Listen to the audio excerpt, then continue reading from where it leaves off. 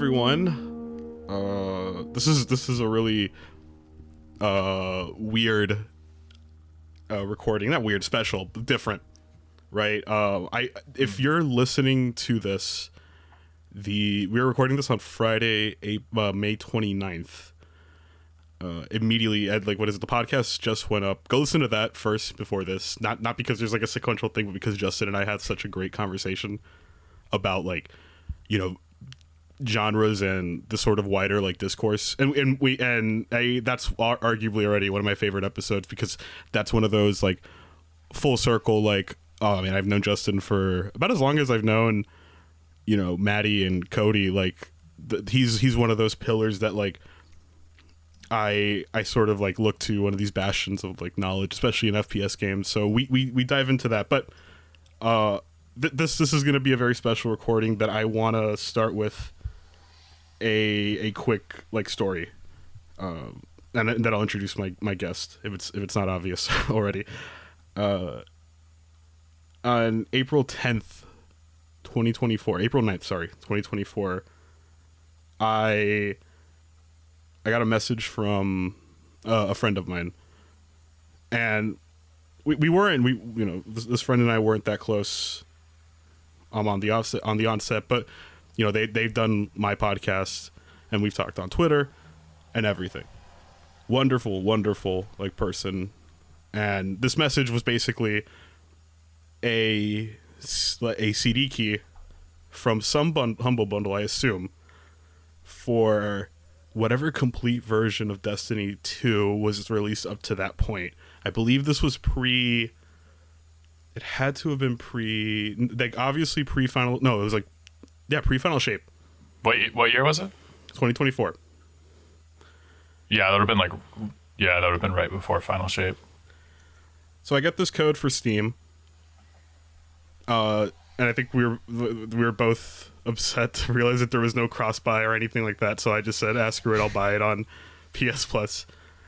So I download the game the next day, and I'm gonna send you a something, and I want you to read it out to me, and then I'll continue my story. I'm gonna text it to you. Read the first.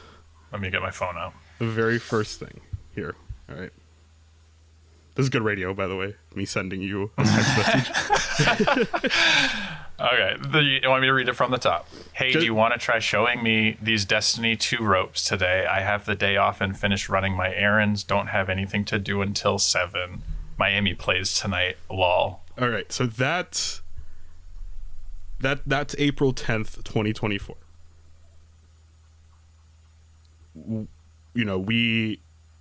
What followed there was, a friend introduced me to this game that they not only cared about, but sort of inviting me into this world that I'd eventually grow to love. That same night, I after logging off at 7:00 to watch the Miami Heat play, losing against the Dallas Mavericks in one of the few national TV games that they had that year, because I wasn't paying for, I believe it was FanDuel Sports at the time. I wasn't paying for it. So I'm like, I'll just catch whenever they were playing on TNT. They lost, and I was mad. And I sent my very good friend a message saying, they lost, I'm wired. Do you want to keep playing?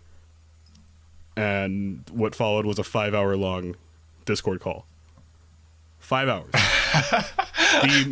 I sent Matty a screenshot of me asking, and when searching, combing through all these conversations, I looked, the calls that we were on playing Destiny 2 in April of 2024 were between 2 hours to 5 or 6 hours. Yeah, we were doing half to whole campaigns. Yes.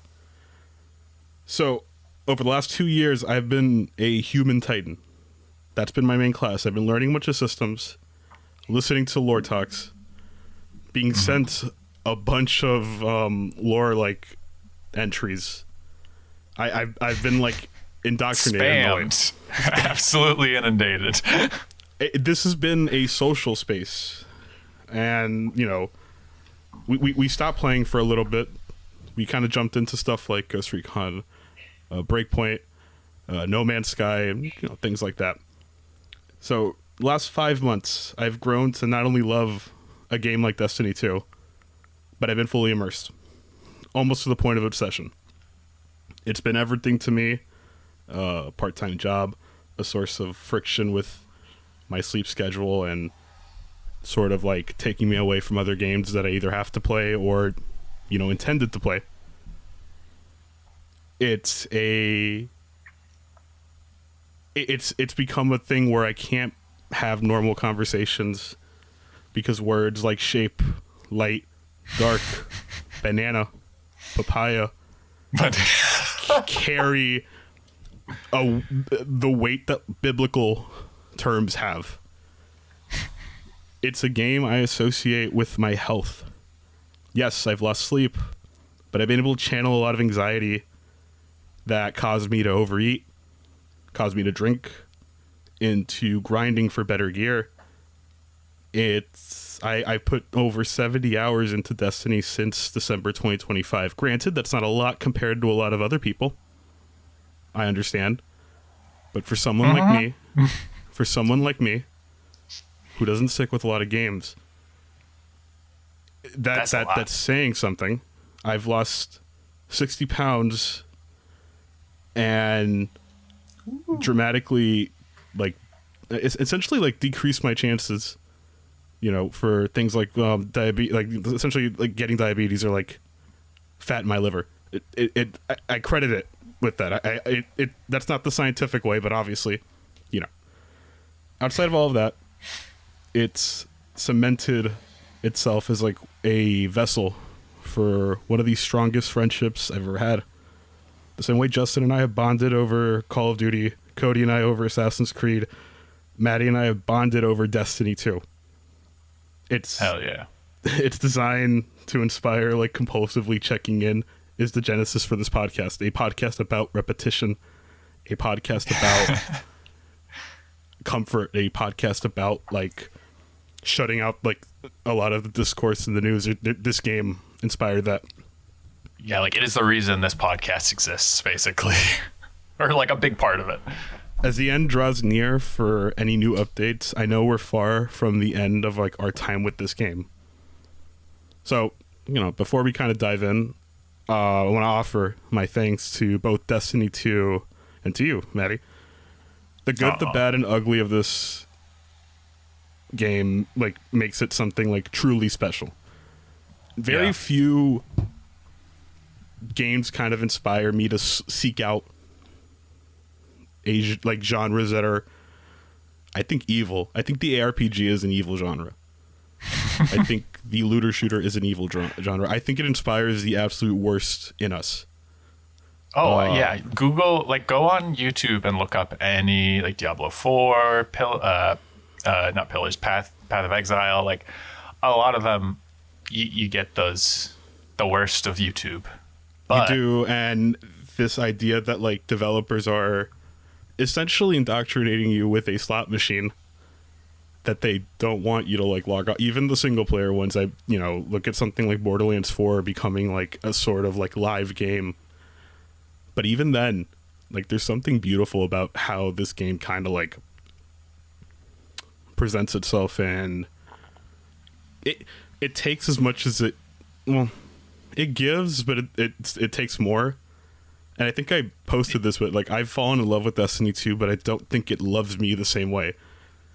It's such a weird thing, but it's also a beautiful thing. It is a game that I've grown to love. It is. I think I've mentioned it on every single episode of the podcast so far. That's wild, yeah. Because I when we were playing Witch Queen and Lightfall, there were times where I was I don't know if he's really having a good time, but I'm having a good time hanging out. And then when Final Shape hit, I was oh, okay. We're in it. And with Renegades, it was really oh, okay. The Final Shape we played when Death Stranding 2, when I was deep into Death Stranding 2, and I was really I was oh, I don't want to play anything else, but like Destiny was able to pull me out of that, because at that point I understood like a lot of like build crafting and things like that, right? You kept telling me there's a Star Wars expansion coming out, and I'm like, yeah, whatever. I don't think it's, I don't think it's going to do anything, right? You had no idea. I had no idea. I bought an Edge controller for Destiny 2. Wow. That's commitment. My setup now is influenced by Destiny 2. I am now playing on my desk as opposed to a TV. Yeah, it's been funny to watch you like go from like not apathy, but like, you know, I'm mostly playing this to like hang out with you, to like changing your habits and like the way you do certain things, to be like, oh well, and then that carries over to like, you know, other games and how you're playing other stuff and you're reading and all that. So that's been kind of fun. It's beyond like special. Like, it really is like one of these things where, I mean, I've always been a Bungie fan, but I've been maybe less so Bungie and more so Halo, right? So when I was growing up, the two big sci-fi universes for me were Star Wars and Halo. You know, I was never like a Harry Potter fan growing up. I was never like Marvel. Dodged that one. I'm sorry? Oh, I said dodge that one. Yeah, dodge that one. 100%. With Harry Potter. You know, Marvel, I kind of go in phases, like reading comic books. What else? Even the Tolkien stuff, like, it's not me. I think Destiny has like joined like the ranks of like the great pieces of like science fiction, the great like world, like the great like video game world that like I have been like, which was like always what they aspired to in the beginning. Like, if you go, I've been getting served so many like old Vidocs and trailers and like pre D1 like alpha announcement stuff, and the thing they keep saying is like, we want this to be a world where like stories feel like they are alive and that they're happening with your participation. And like, now that we're at the end of it, looking back, it's like, no, it really does feel like over the course of this thing, it was like a conversation between the community and Bungie, and it was like a constant back and forth iterating on like what works, what doesn't work, what like narratively, what questions are people interested in, like what's hitting, and like there are times where people are like, they're not listening, and it's like, no, if you like watch all those Vidocs through the years, it's obvious that they might have been listening too much. The quote, real quick, this is from Jason Schreier's the messy true story behind the making of Destiny from 2015, which I was reading the other day, because nice. Schreier had released his video, like YouTube videos, and that, did you watch that first one he did? I didn't watch the whole thing yet. I was watching the one about game budgets today. Is the messy true story of Destiny, is that mostly what he put in his first book, or is that like a completely different work? I don't know. It's probably in his book, because he does cite it. He does cite his book a lot on YouTube. But that first video, that is funny, because like that intro is like the perfect summation of what Destiny is. The sort of, why are we playing a game that frustrates us? Because of like the promise that sums up like the kinds of games I play now. Like, why did I text the group chat at 2 a.m. on a work night that I finished Diablo like 4's like DLC campaign? Things like that, right? So the quote from Pete Parsons was, we want people to put the Destiny universe on the same shelf they put Lord of the Rings, Harry Potter, or Star Wars. So yes, to your point, that is like what they've done and what they've wanted to do. Did they succeed? I'm not sure. I don't, like, you and I have always talked about what's Destiny's relevance, especially in this era of like, you know, Fortnite, even when like something like Overwatch is like struggling to kind of remain relevant, right? Or Call of Duty. Like, Call of Duty was the big boy. Call of Duty and Halo were like the big players, and even they're struggling to like find their place. So I always wonder, like, does Destiny matter? Did I get into this too late? Okay, maybe we should like go over what they announced, what's happening, the timeline. what our plans were, and then like I want to be upfront. I have like two versions in my head of what could play out. One is like based in reality, taking all Schreier's reporting into account, like kind of more sober, and the other is like really hopeful and very much like digging at little themes and motifs that I've been picking up from this thing for over the years, where I'm like, they're doing something, like building to something, and they know the end destination, and like no matter what, they were going to do something in a particular way, which we'll get to later. But yeah, why don't we like start with what the hell is happening? We'll be a little more because we had plans and they ruined them. Right. Oh my god. Yeah, like okay. I have this weird addiction to starting podcasts as apparently. Like, what is it? How long? No, what is it? This wasn't the plan. The podcast was never the plan. The blog was the plan. It was a blog. The blog was the plan. Then it was like, well, it started as like private journal, and then it was like the blog, and then it was the podcast. And it goes deeper than that. And then we started talking about more podcasts. So January 2026, I wanted to play single player video games again. I wanted to focus because I had spent towards the end of 2025 playing nothing but sports and racing games, and then getting back into games like Rainbow Six Siege, Call of Duty, and Destiny 2. So I wanted to go back. I had like a huge backlog of RPGs, and I'm like, oh, okay, maybe I should journal a sort of quest log, if you will, and of like my time. So I'm like, okay, I mapped out this whole big plan, and I did the thing you're not supposed to do. And I tried to optimize with gameplay. I played 30 hours of Rogue Trader, and I'm like, I'm going to write about this. Writer's block is a bitch. It really is. It's the worst thing ever. It's the worst. And the way I deal with it is by not dealing with it. I don't write. So I kept telling myself, push it back, whatever. Then I got the sicko idea of recording gameplay footage. The video, I'm starting to hold up the video part of the podcast with a last minute thing. Everything was by now the podcast is my project. Destiny 2 is like responsible for the fact like it's things like that. So you and I, Cody and you are basically I would say founders, right? Because I have you on the most, and I've been like talking to you because you both of you kind of like inhabit different ideals and things like that. I've been working in like with creative like things with Cody for almost 10 years at this point, like since 2018.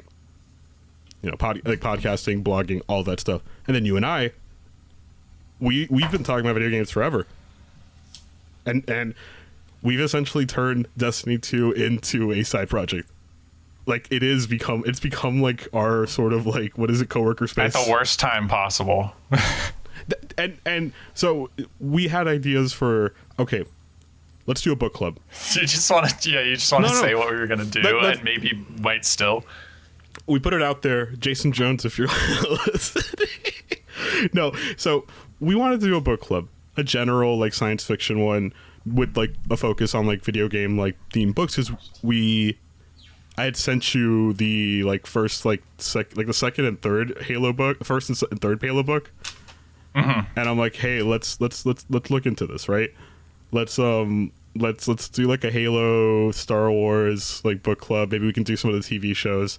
And then maybe we can do the Destiny like lore like tabs as like books, because there's no physical books of these games or anything like that. Yeah, there's the Grimoire, which is like seven volumes now, and I'm hoping they do one last one because it feels like they are leaving some stuff out. And also the last one had like 2 exclusive entries that are kind of wild that they're exclusive to it. But yeah, and I have a personal project that I've been working on that kind of has stalled out now that things are going the way they are.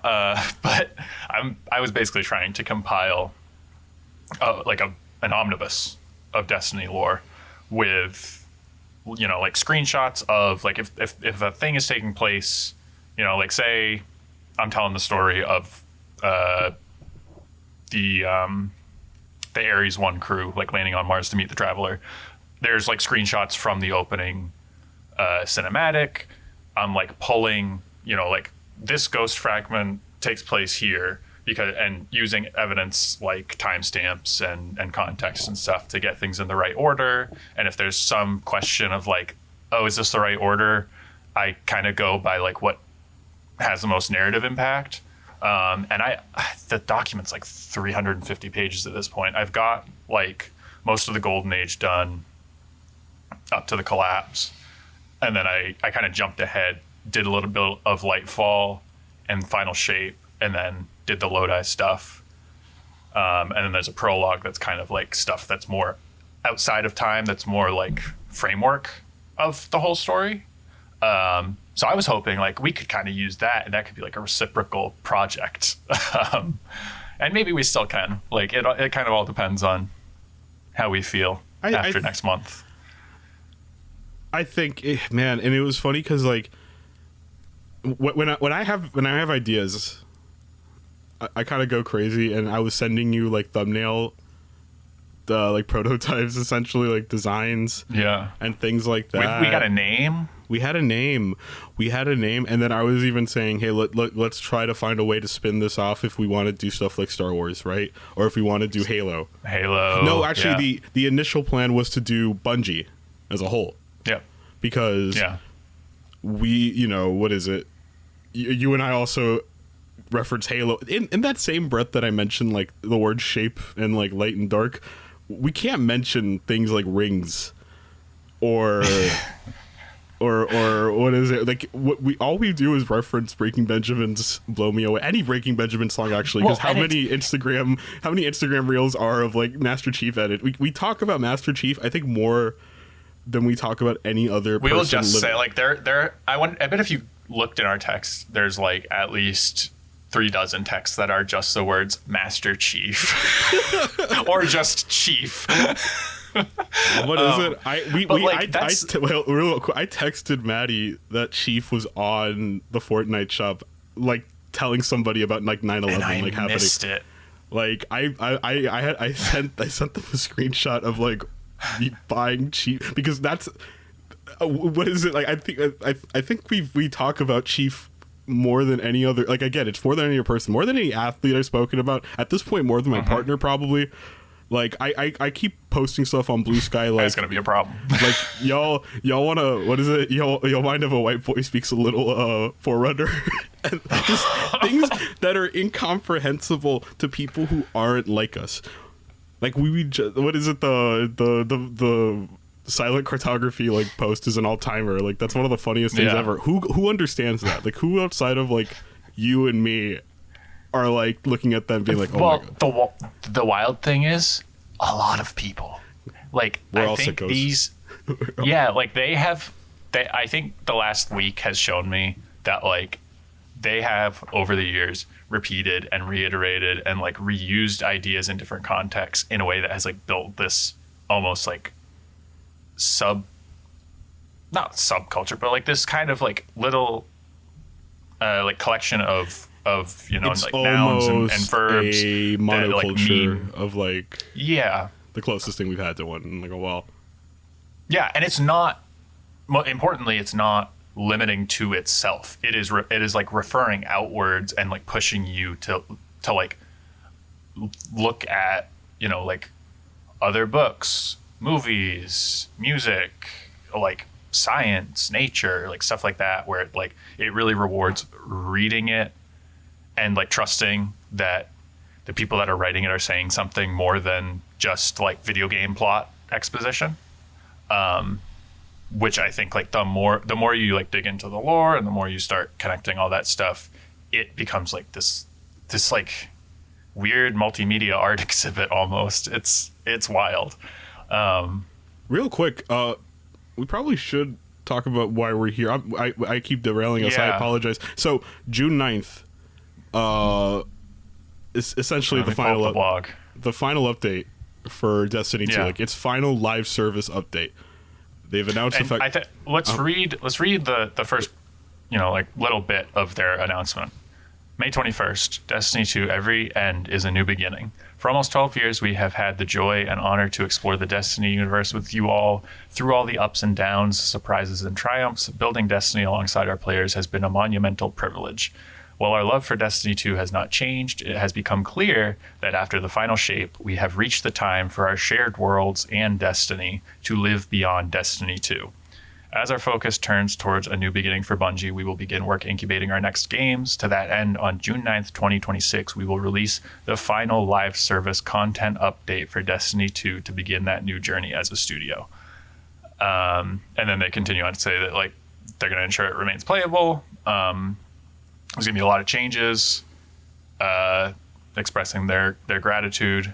And then they announced the June 9th update, which is called Monument of Triumph. But like, I think there's like particular wording in there that was interesting to me. Real quick, before that, what was your, I guess, like initial reaction, right? Because, you know, we disbelief. You know what's funny? And real quick, like I'll kind of tell on you, like you got me waiting for like update. You got me like here thinking, oh shit, what do we expect? Like what are we waiting on? Right?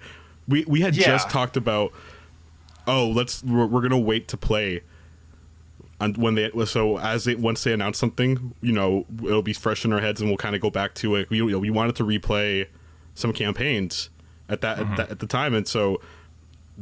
Like you said, because we knew there were refreshing loot in a way that would make replaying like satisfying, but we also expected another year of content because they had announced 2 other expansions which have not been mentioned at all,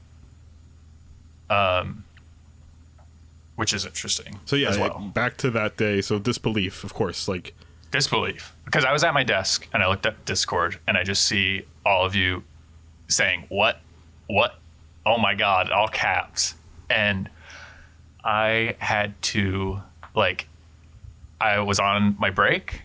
I have a desk. I have 2 desks. I had to go to my desk away from people. I don't have my own desk. And I will admit I may have cried a little bit because I was like reading it, because I was just like, what, that's it. But I think a lot of the like sadness has kind of, as I've seen the reaction and read stuff about the update and kind of seen what they're doing, I've like fluctuated between like how do I put this? Between like resignation to it and like hope that this is like Bungie being Bungie and doing something really interesting. Yeah, some hope for the future. The end of a game. Yeah, like there's a lot of things that you can like pull out and be like, oh, they're doing something here. But then there's, you know, reporting on the side that kind of undermines that idea. But, you know, the industry's a mess right now, so like who fucking knows, honestly? Like who knows? And they've been doing it for 35 years. People like to talk about like Bungie upper management and mismanagement, and it's true. There's been like a lot of messes over the years, but like I find it hard to believe that 12 years into this thing, they weren't planning for an off ramp, and that they didn't see this coming as soon as the final shape came out and they saw the player numbers drop and they saw people say, well, that was my off ramp. Like they said when they announced the Fate Saga, like, we know where this is going. We know where it's ending. And I don't think the developers are like, I think they're in tune enough with their own game and their audience to know like what the audience wants, and that like there wasn't much more gas in the tank. So yeah, we can like save the like the hopium shit for later. But we'll just talk about the update and stuff for now.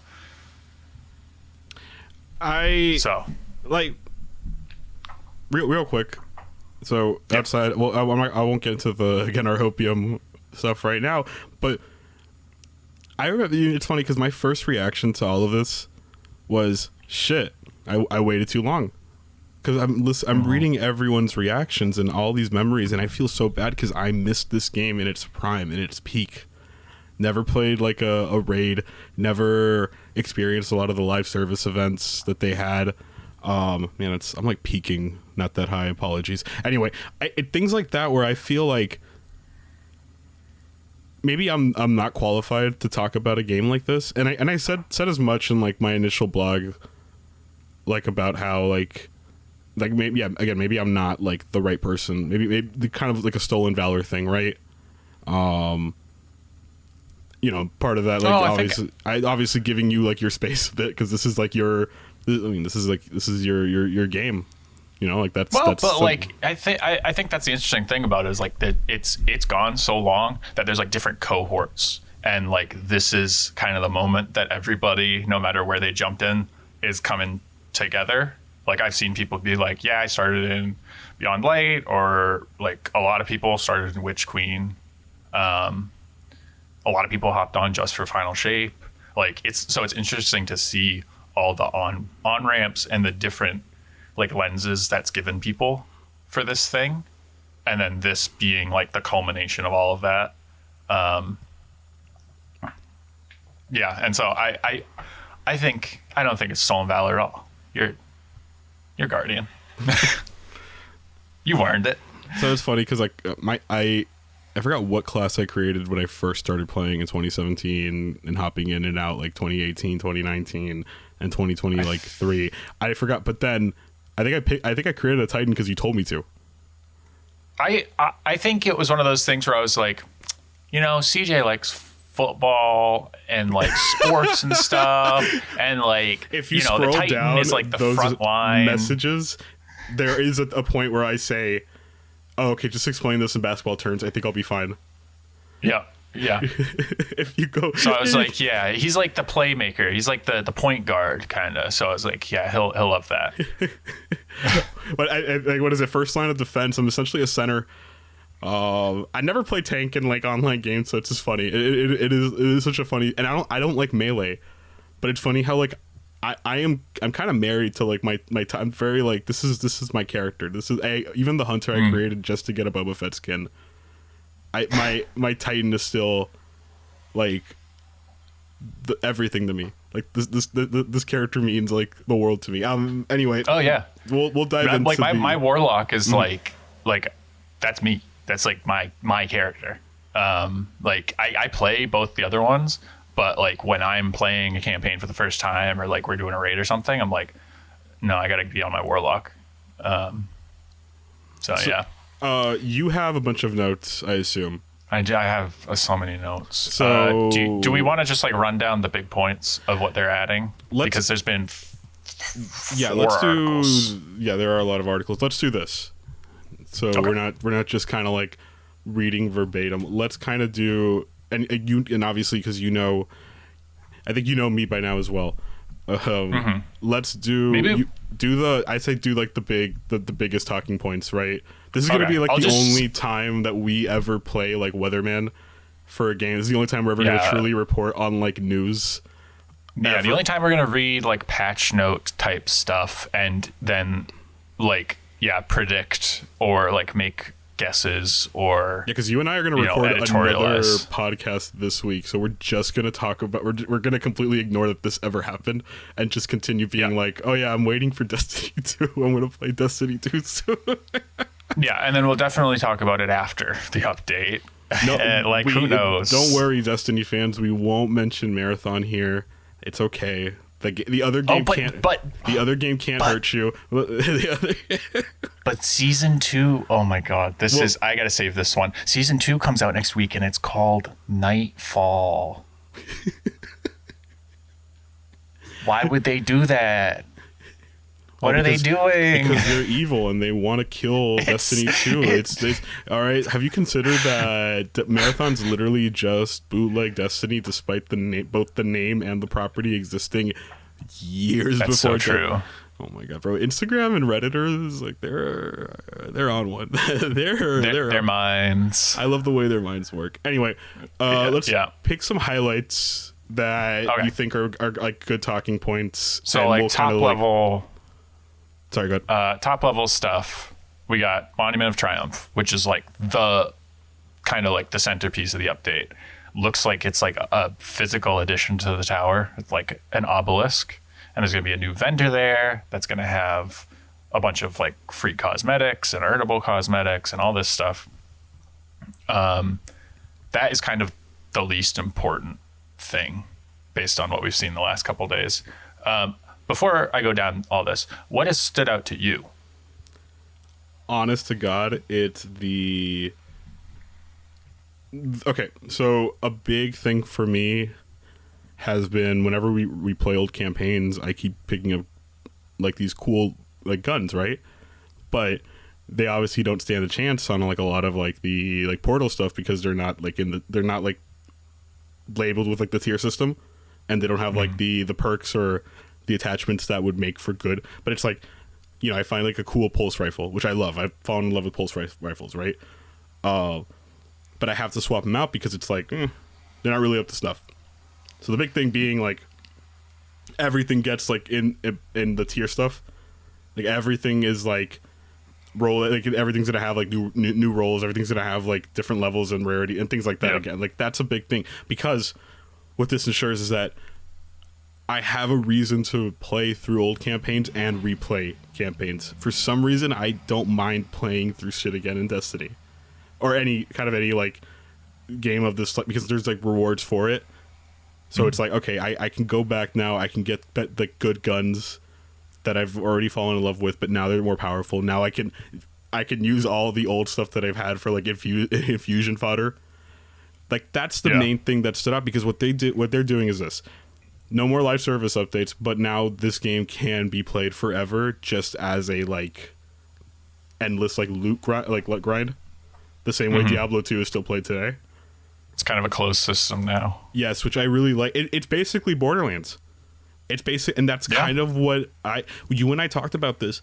I love Diablo 4, and I'm probably like awful for playing it now in its seasonal stuff, because that's probably not the healthiest way to play a game like this, where I'm just like, all right, I want to do end game, but I have to do like a certain way and have to within the time limit, right?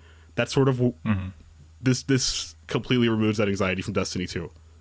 And I think that's what has me excited, because like now it's kind of like Destiny 1, where I can treat it like an ARPG that I can come back to whenever. I'm not, there's no FOMO, I don't have to worry about events coming in and out. I don't have to like plan shit to play. You and I don't have to like work with our schedules to get good stuff, to get good roll. Like I think that's Iron Banner. It's just gonna be there. Iron Banner coming back like every 4 weeks, I believe it is. That also stood out to me because I love Crucible despite being awful at it. And now I can plan like, oh, okay, I guess I'll play here when the highest number of players are probably going to jump on X, Y. And I think that's the main thing. This is no longer going to be like a live service, like a hamster wheel. It's just going to be a game where I'm going to get good loot every time I play, or something different every time I play. That's like the main thing for me. And I think the content is viable. Yes. Now. Yes. Like importantly. I remember that's the first thing you pointed out when, you know, you were reading this. You said, this is the thing you wanted. Yeah. And I'm like, yes, it's perfect. Because we tried playing Shadowkeep like a month ago, and it was that Shadowkeep and Beyond Light are like structurally a lot different from Witch Queen, Lightfall, and like Final Shape and everything else. Because they're still kind of in the mode of like you're running around the public space, you're doing like bounty type quests and stuff. But that doesn't really matter because like the loot is there, so like there's a reason to chase it, and those are still good stories. Like those are cool environments. Importantly, like they're also updating, so that I'll just go over like everything they're doing in loot. Every destination is getting their loot tiered. All the raids and dungeons are getting tiered loot. All the armor sets for these places are getting like set bonuses. And I counted there's at least 27 armor sets that we're going to be getting set bonuses for, and that's not including the new ones they announced today. That's like just stuff they're bringing up. And then so all the old raids and dungeons, including Shattered Throne and Pit of Heresy, which were like have been kind of left in the dust for a while, and they are redoing the perk pools on all these weapons. So, you know, like if you went to the moon and did stuff for Eris right now and got some of those moon weapons, like they're cool, but the perks are not. The perks are like kind of boring stuff. They're not the power creep that we've had since then over the last 7 years. So like everything is kind of being brought up to a baseline. And then they're taking weapons that you couldn't get otherwise from like seasons and stuff, and they're injecting those into destinations and activities and playlists. The playlists are getting new loot pools. They added a world loot pool, which is like its own separate thing that has a lot of guns. Gambit's getting all this stuff like brought up and is being added to the list of like portal nodes.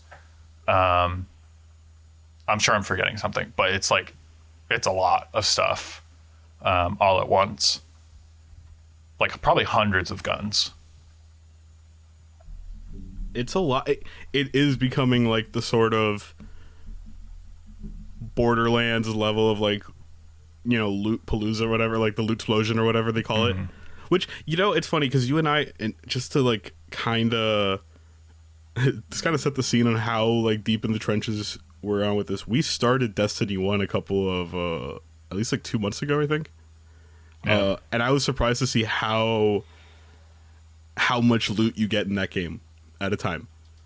Like how much that feels like a Diablo or something. So that's sort of what I'm hoping with Destiny. I kind of want it to be exhausting, right? I want us to like stop and be like, wait, hold up, let me check like my inventory. Like I want that level of like, yeah, like what was it when we were playing Borderlands? We were like, stop, hold up, and we were like looking through, we were like combing through. That's what I want, basically.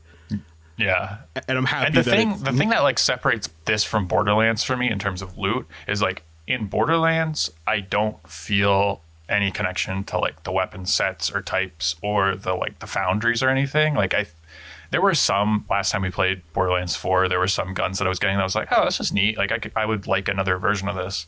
But usually they're so wacky and the modifiers don't really like feel cohesive to me. Yeah, I don't want the cock and ball like launcher with like the 3% ice damage or whatever they call it. Yeah, like it feels like I'm always willing to throw whatever I have out for something new, which it just looks cooler and feels better. I kind of dig. I get like because Destiny 2 is all about you're forming like relationships. I'm usually upgrading guns, right? If I find something I like, I'm using that Halo BR.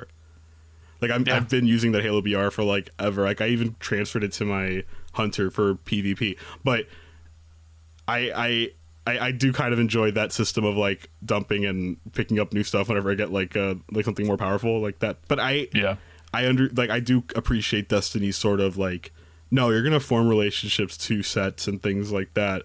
And so you know what you're getting. You can look at like.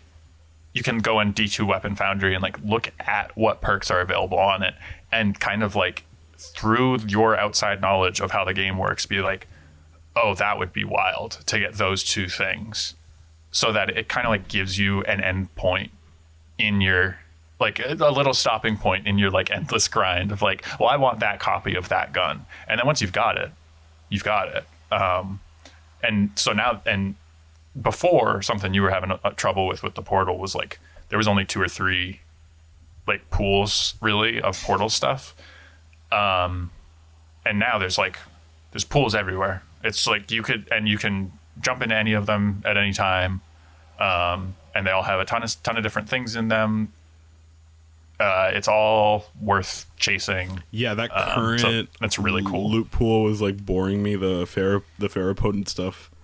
Like Ferropotent stuff and like the portal, they didn't really mention like if they're like stuff like Tech Sec armor, which was like the Edge of Fate Vanguard Ops armor. I was unclear on what they're doing with that, but I'm assuming that like those are being put in the pool, or that you can like focus them at Zavala or something somehow. They made it seem like all that stuff will be accessible. I'm just not clear how. But yeah, so the loot problem is solved. Other big thing that they're doing, they're bringing back the director, which people in general hate the portal. You kind of like the portal because it gives you. I love the portal. You love the portal. The portal is the greatest thing in any video game, ever, and every game needs to have the portal. Oh, so I apologize. Why do people hate it? Like, what's the main thing? People hate it because, okay, so the main way you navigated Destiny for years was the director. And this is like a solar map of of the solar system. Very nice like artwork. It's like reactive when you put your cursor over stuff. When you click on a planet, like you zoom into the map, it feels like you're like navigating the solar system. And over the years, it's changed as destinations have like come and gone. And it gave you like a sense of place. And even though it was a little more complicated to navigate, I think it like puts you in that like role-playing mode, just like one notch higher. So the portal to a lot of people felt like a step away from that and into like something closer to Fortnite or like Roblox, where you're going through the list of boxes and picking the mode, and you load in and there's no context. There's no fantasy in your head of like, and I'm flying there in my ship because I clicked the planet and I knew where to land, and like that kind of like minutia was lost. I also like the portal because of the like customization it added. Because when they introduced it, they added customizable difficulty tiers. So you would have like, you could go, I want to play Grandmaster Nightfall, and it would say, okay, you're going to get this much score. You can get better loot if you add modifiers to it. And so you would stack those modifiers and like kind of see how far you could push yourself to get that loot. So I really liked that system, and it was good to like have a normal menu system that people could navigate if they weren't in the mood for like digging around the map on Neptune to be like, oh, where the hell is like a pit of heresy or whatever. So they've kind of combined the two. So now the menu tab for the portal is gone. It's all the director now. Really nice like visual redesign. They added Kepler and the Lawless Frontier, which were just on the timeline previously. They did add like a permanent timeline node on the left side of the screen, which is cool. And then all the portal nodes are in the director now at the bottom, which is kind of how it used to be. Like you used to just click on Vanguard Ops or Vanguard, Crucible, or Gambit, and you would load into there. And then there would just be, whatever rotators were on that week. So we're kind of like back to where we were. It's just that the portal's more fleshed out. And they added raids and dungeons to the portal. And so that has those loot systems added now. And Gambit got added, which is like, people kind of joke about them like abandoning Gambit. But like, I get it. They haven't really done like map updates or anything, but it's still a really fun mode. So to have it front and center is really cool. The thing with the portal is that, again, I came in late, and I remember because we had just done the straight campaigns for like months, and then it wasn't until Renegades where you introduced me to like playing in the portal. And I'm like, oh my god, this is perfect for someone like me, like a newbie, because it's just the game. I'm just playing stuff without having to think, no friction, right? Mm-hmm. It's like they're mini campaigns, and a lot of our sessions were basically, hey, let's run the portal. Hey, let's go. I wanna get loot today. Let's just do portal. I want to get myself to like 450, and that's what we would do. We would just like keep running like these different portal ops, and I loved it. I absolutely loved it because it was basically, it was also, you were giving me like history lessons within like these levels, because you're like, this is like a level that was vaulted. This is a level from Destiny 1. X, Y, and like, things like that, right? And it was so fascinating because like you were giving me context. And then also it traumatized me once because we were playing Guardian games. And was it fucking the Witch Queen boss fight? I'm like, no, stop! Like, yeah, because we got stuck on that for a while. And Salvatori really kicked our ass. Witch Queen was the first thing you and I played. That was my introduction to Destiny 2, at least in this era. Mm-hmm. That and the Witness boss fight. triggered the absolute hell out of me. Like, I'm like, no, stop. Yeah. Oh, but yeah, I mean, I don't know, Destiny fans. I feel like I'm in a different universe, obviously, because I'm just like the little baby boy who's like, I like to shoot, and I like to pick up a glove that gives me like a slightly higher number. Well, I think this is like the perfect middle point for like, because you can still, like, if you don't want to like navigate through the planets, you can just look right at the bottom of the screen and do that stuff now, and that's all there. The only thing you're gonna have to like kind of learn, which is like not a big deal, is like, oh, I got to go to the Lawless Frontier if I want to do Renegade stuff. But like, that's kind of like that, which we've done. And the way they had it before was really weird. It was like the timeline was on the top left, and it was like Lawless Frontier was a node on the end node on the timeline. And then if you wanted to go to Kepler, you had to click on the timeline, go into the timeline, and then you had to click Edge of Fate, and then you could go to Kepler. And that was bizarre and like dissonant. So they landed in like a really nice middle spot for this. And maybe we should, okay, let's not talk about distortions yet. So we'll save that. So we're also getting Pantheon 2.0, which is Pantheon was like during the Into the Light update, which was just before Final Shape. They added Onslaught, which is like the wave-based mode, which they have also done like difficulty curve overhauls. They've reintroduced all that loot there. So the Horde mode from Into the Light is like completely loot viable again. But they're also bringing back Pantheon, which is going to be permanent now. There's going to be like 3 different modes. I'm kind of fuzzy on the differentiation between them. It seems like just different boss lineups. But one of those boss lineups is the bosses from the Leviathan raids, which is Callus, Eater of Worlds, and Galran from Crown of Sorrow. Those are vaulted.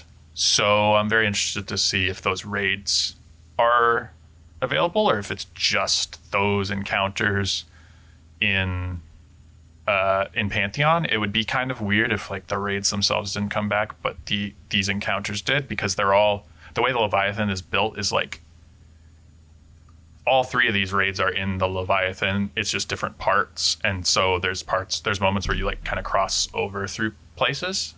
So it's interesting. So I'm interested to see what they do there. And they're gonna roll that stuff out over 3 weeks. So it's not like we're still kind of getting updates until June 16th at least. They're adding aspects, which are basically your abilities. Solar Hunters are getting Crack Shot, which sounds like, I won't even speculate because I have no idea. They're going to do something crazy with this. Void Warlock's getting Soul Siphon, which I'm excited about because I love Void Warlock. And Solar Titan is getting Shield Burst, which sounds cool. You like your Solar Titan, so that's exciting. I do like, again, you always remember your first. So like I'm in love with the fire stuff. I love my hammer. You gotta love that hammer, that healing. The healing grenade. The solar, like the little sunspots you spawn. Oh my god, yes. So good. New Hunter melee for Void Hunter called Phantom Surge, which is cool because like Void Hunter only has 1 melee right now, and it is like a smoke bomb, so it's not, there's no offensive melee, so they're adding an offensive melee, it seems. 2 new grenades, Strand Slice Wire grenade, which sounds sick, and Stasis Shatter grenade. And then they're tweaking and reworking some like class specific abilities. I think that is like the last article, and that's going to be Tuesday or Wednesday of next week. They're doing a full pass on exotic armors. All exotic armors are going to be tiered now. And anything you've earned since Edge of Fate is going to be given tier 5. They are doing like major changes. Like one of the examples they give is, what if a warlock could throw two Nova bombs at once? I'm assuming that's Dire Ahamkara's skull of Dire Ahamkara, whatever it's called. That's one that I really haven't touched, but that would get me to run it. every exotic weapon is getting a catalyst, which is wild because there's like 25 or 30 of them that don't have them. And some of them we've been waiting for catalysts for like years. Like the Lament, I got to see what they're doing with that thing. Kvostov is already like just a ridiculous gun that like ricochets your bullets 7 times, and then it's got shoot to loot, so you can pick up orbs and ammo with it, and it's just like an M4. Oh yeah. So I'm like, what can you even add to that that's not gonna make it feel busted? So that's very exciting. And then there's a lot of minutia in terms of the way they're changing activities. They're bringing up onslaught and crawls to be kind of like fit with this sandbox. They are adding a new reward pass, and then all of the past like season passes are going to be in the monument of or like the time lost monument or whatever they call it. The Eververse store, when you get bright engrams now when you get bright engrams, you just decrypt them. It's random. I think there's a knockout system where like if you have something, you won't get a dupe. They are overhauling that to have focusing now. So you can, like, when you get a bright engram, if there's like an emote or a finisher or something that you want, and you can like right click on it and look at the pool of remaining things that you haven't earned yet, and then you can spend bright dust to like focus it, so you will be guaranteed to get that category of item. So that's kind of a way to like ease the pain of the real money shop a bit. And it seems like you can earn bright engrams infinitely, That's awesome. which you could before. Yeah, so that's really cool. One very tiny thing that you and I have talked about is sometimes you wear an exotic armor piece and it ruins your fashion. And sometimes it's just like they added the option in Renegades to transmog. Before it was, I've got necrotic grip on my arms. There's 4 ornaments for necrotic grip in the cash shop. I can apply those to necrotic grip, but that's still limiting my fashion. So in Renegades, they said you can put any exotic arm ornament on any exotic arm piece. So that kind of broadened your options. Now you can put literally anything on an exotic. So you can put God. Yes. Because it's so good. Listen, I'm gonna go on a quick little like rant or tangent. I paid real currency for my Mandalorian cosmetic and my Boba Fett cosmetic. Okay? That probably says more about me as a man with like, responsibilities and priorities than the game itself. But the fact that I can't find a nice matching, like, I can't do the whole fucking set because I need the exotic to play the game. Like, I need them. Yeah. And like I have to like be like this weird bootleg looking Mandalorian with like no, I'm pissed. I can't have my jetpack. It's so good. Oh, thank God. You can use Worm God Caress now without those massive fucking shoulders. Oh my God. Man, and then you putting my business out, giving me the Worm God Caress on your the header of your piece. No. I didn't even notice until you pointed out. And I was like, he was running those. It's so funny how many times have you're telling me, hey, build like this, and I'm like, no, those are ugly. Yeah, which is fair. I don't want it. I don't want it. And this isn't even just like legendary. You could put a common, which is like the white tier. You could put that on an exotic, which is what I wanted, because a lot of there's a lot of good basic looking armor. I wanted to do like a Master Chief kind of build, but obviously I can't do a complete one. I'm wearing jeans as Boba Fett because that's the only one that looks close enough to like normal. Because I wanted the jetpack, of course. Come on now. Of course. Come on now. You gotta have the jetpack. It actually fires when you jump. I know. I remember you showing it to me, and I'm like, you know what you're doing. Stop it. Oh my god, Stop the little target reticle thing that comes over your eye when you aim down sights. Oh, unrelated, it's so good. but Old Republic does that in cutscenes when like your character's gonna fire. If you have any Mandalorian armor on, the visor comes down. And I think that's sick. Your character speaks like through like almost like it's like filtered through. So it's like, hey, you know, I'm gonna kill like that, and it's like, whoa. Anyway, that's awesome. Destiny 2. I think that's like one of the best. I do like. This is probably like better for the end, but my question is like, isn't it kind of a shame though that they're kind of just doing the things we wanted now, or at least the things that like seem like the most popular choices and easiest choices to make, like the slam dunks? Doesn't that kind of like sting? Doesn't it kind of suck now? Right, because I mentioned this yesterday. This game now feels like the most complete this game like ever, especially for someone like me, because this is all I wanted. This is like, these are things I wanted. This is now a game I can play, like even more. I say that as if I haven't been fucking playing. As if you're not playing it. I played it yesterday too. Why did I log in? I played Crucible yesterday. Yeah, I booted it up like the day after the announcement, or day or two after, and just like did some ultimate like difficulty fire team ops. We should play Destiny 2. Anyway, but it's like one of those things where it's one of those things where it's like they're just doing the things I want now. And like that, I don't know, how do you like kind of interpret that, or how do you feel about that? In my two minds and paths of this playing out, the two wolves the two wolves inside of me, the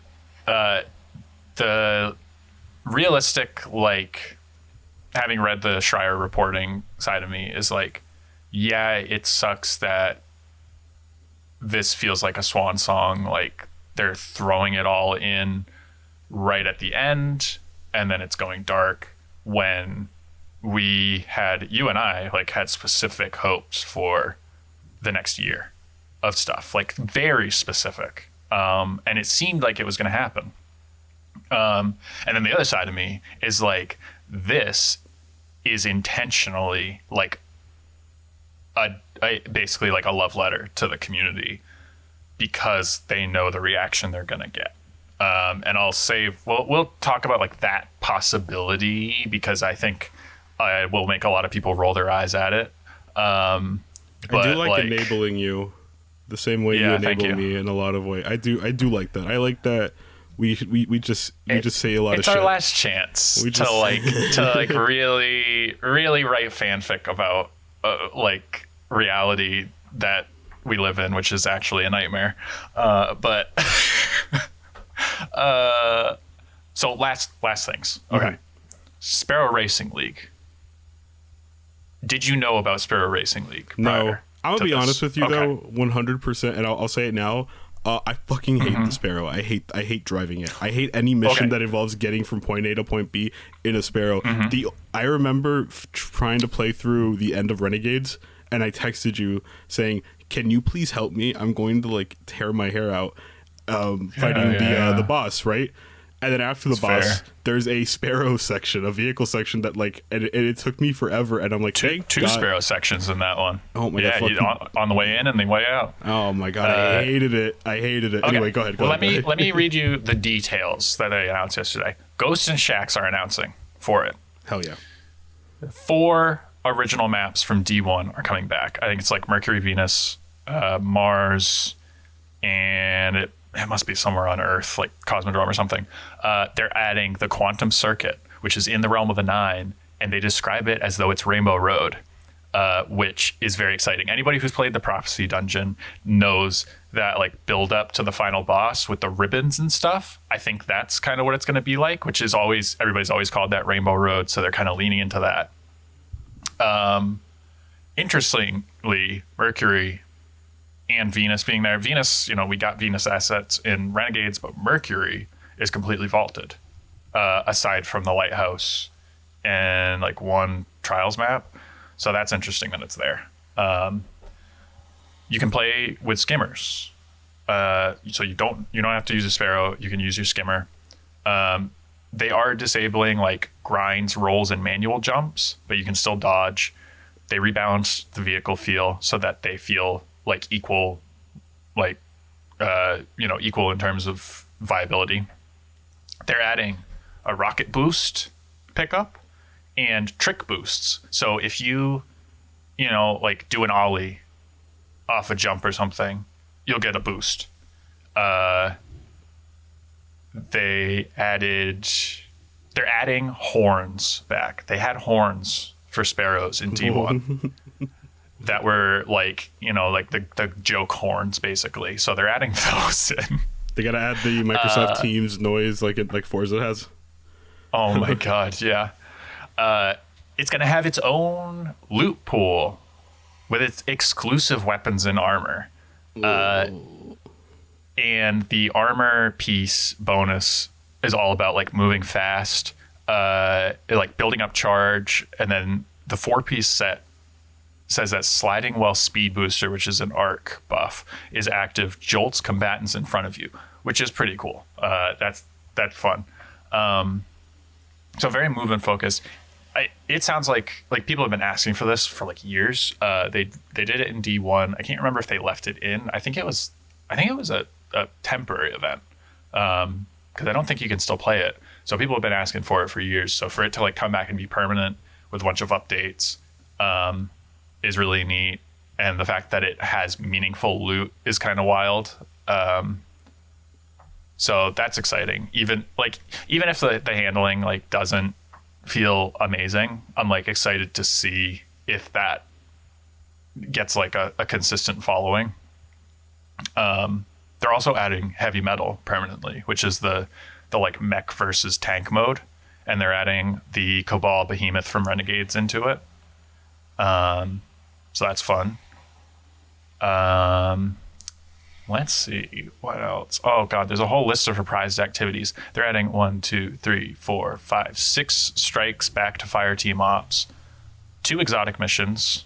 One is Operation Seraph's Shield, which means we can finish getting you your Revision 0 upgrades. Oh hell yes! My favorite gun. Yeah.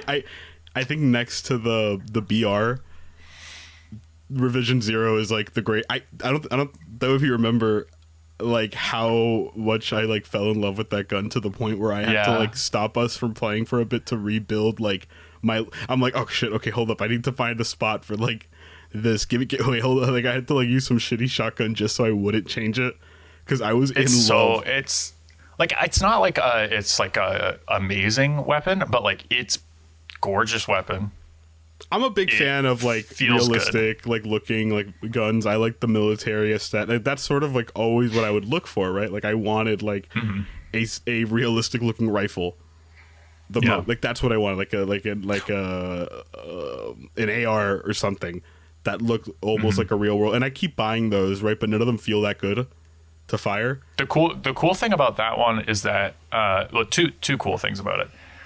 One, it has a cool backstory. It's like it was in development during like right before while the collapse was starting, and it was like a joint what do you call it, production, project, that's it, project between Clovis Bray and Hake, which I didn't realize Hake was like pre-collapse, but it seems like they are, and apparently they are headquartered in Chicago, so make of that what you will. But the other cool thing is that you have the tier 1 every time you rerun that mission and it upgrades the gun, and it adds like a little trim on the attachment for it. So there's 4 different ornaments for it, and they're like all different iterations. And they all have like different, it's like alpha, like it goes through like all the different like Greek alphabet or something as you upgrade it. So that's really cool. It also has 4 like catalysts that we can get for you. So, because that one's craftable. So I want you guys to hear the way Matty is speaking, the way that they're like planning. This is all our conversations. Every conversation, every text message is always we can do that. We will do that. This is what we can do. Again, no other game has inspired that sort of like. It's funny because like I sent you like last week the kind of like announcement trailer for like the first like E3 thing, and it was, or like when they hit the button on the beta or something, they had footage of that, and there's a really goofy moment where like one of the leads texts his friend on like the original iPhone, and you see that like UI pop up, and it's like, you want to go to Venus tonight to get some loot? And I was like, that's silly. And then, like, immediately we have the same exact text conversation, but way more specific and like ingrained in the world in a way that's like, oh no, it was silly then because they hadn't like made the game mean anything, but like now it's like, that's just what we do. That's literally, they contextualize the way people would eventually talk about this game. What other game has you planning? Like, again, the game's like virtually ending its like live service stuff. We're still here planning. Here's how we're going to play this game. And the wild thing is, a lot of it is like, I think we've talked about this before, like the kayfabe element of like the way people are like, yeah, I'm a warlock, I'm a titan, or like I'm a guardian, and like that has exploded on the subreddits and social media in the way that people are like, everybody log into the tower on June 9th. Like, we got a rally for like one last ride, and like people talking about, and this is very intentional in the writing and the design. You know, like if you look at something like Ghost Resurrection, that is like a narrative kind of like box. Sorry, I thought somebody was outside my window clapping. It's just somebody walking by. Okay. Ghost Resurrection is like a good encapsulation of this, where like it is its own narrative thing, where like there's been debates for 12 years about like, how does it work? Are they reassembling us? Are they pulling us like another version of us from a different timeline? Are they like rewinding time back to before you died? Like, what's going on there? And even the ghosts don't know. But then that's also explaining your respawn mechanic. And then like every time you, like when you read the lore, like you read Books of Sorrow, and Oryx is talking about like gaining power by like summoning his sisters back from the dead, and the resurrection motif is like everywhere. And the fact that guardians can be resurrected is like a huge deal.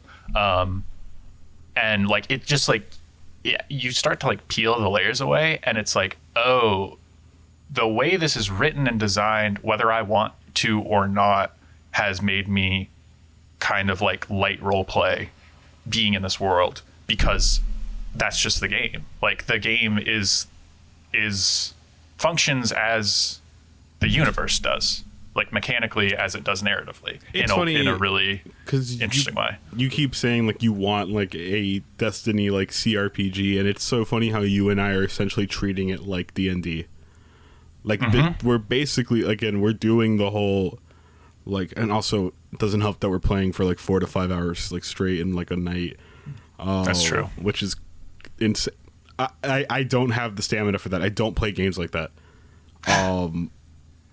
And that's just the power of Destiny 2, and the power of us having the absolute most batshit conversations about fucking Halo and stupid. Or what is it? Us complaining about Star Wars and just what you and I, our favorite game is to list like random glup shittos as if they were NBA role players. Yeah, just like ping pong glup shittos back and forth. That's the beauty of this game. It's the social space. But no, it is, again, like that role play, that's sort of like, it's the same thing that we kind of discussed with the other game that we can't name. That where it's like you kind of inhabit like this thing. We are guardians. We're on like this mission to do, you know what I'm saying? To the point where like the loot stuff feels secondary. Like it doesn't feel like I'm there plundering. It feels like I'm like building myself up to become like a godlike thing that can take on virtually any challenge, right? I got scared of seeing Savathun again. Do you know how crazy that is? Do you know? Do you not? That's like the same like reaction. But the thing is, we beat her. easily.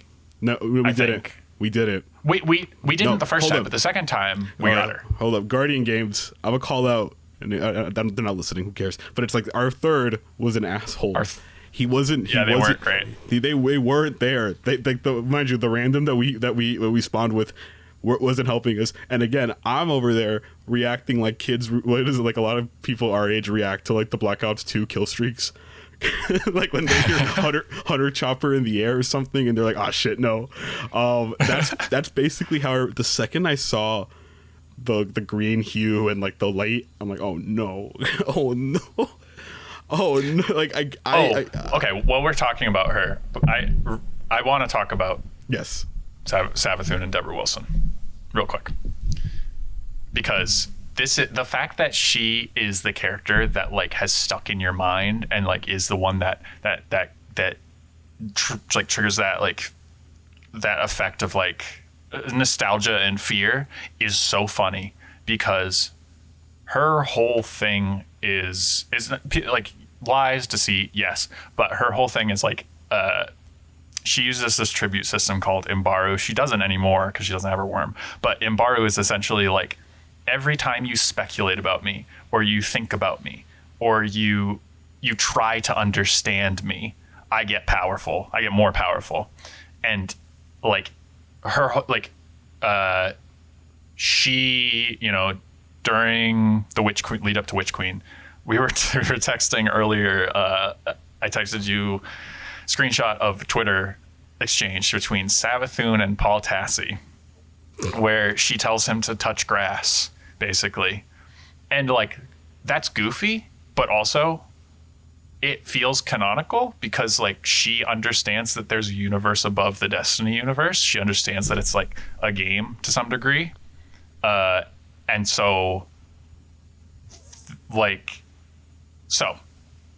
Deborah Wilson, the actress who plays Savathun, posted kind of a farewell message in character, in what seemed to be her living room with like tri-lens sunglasses on.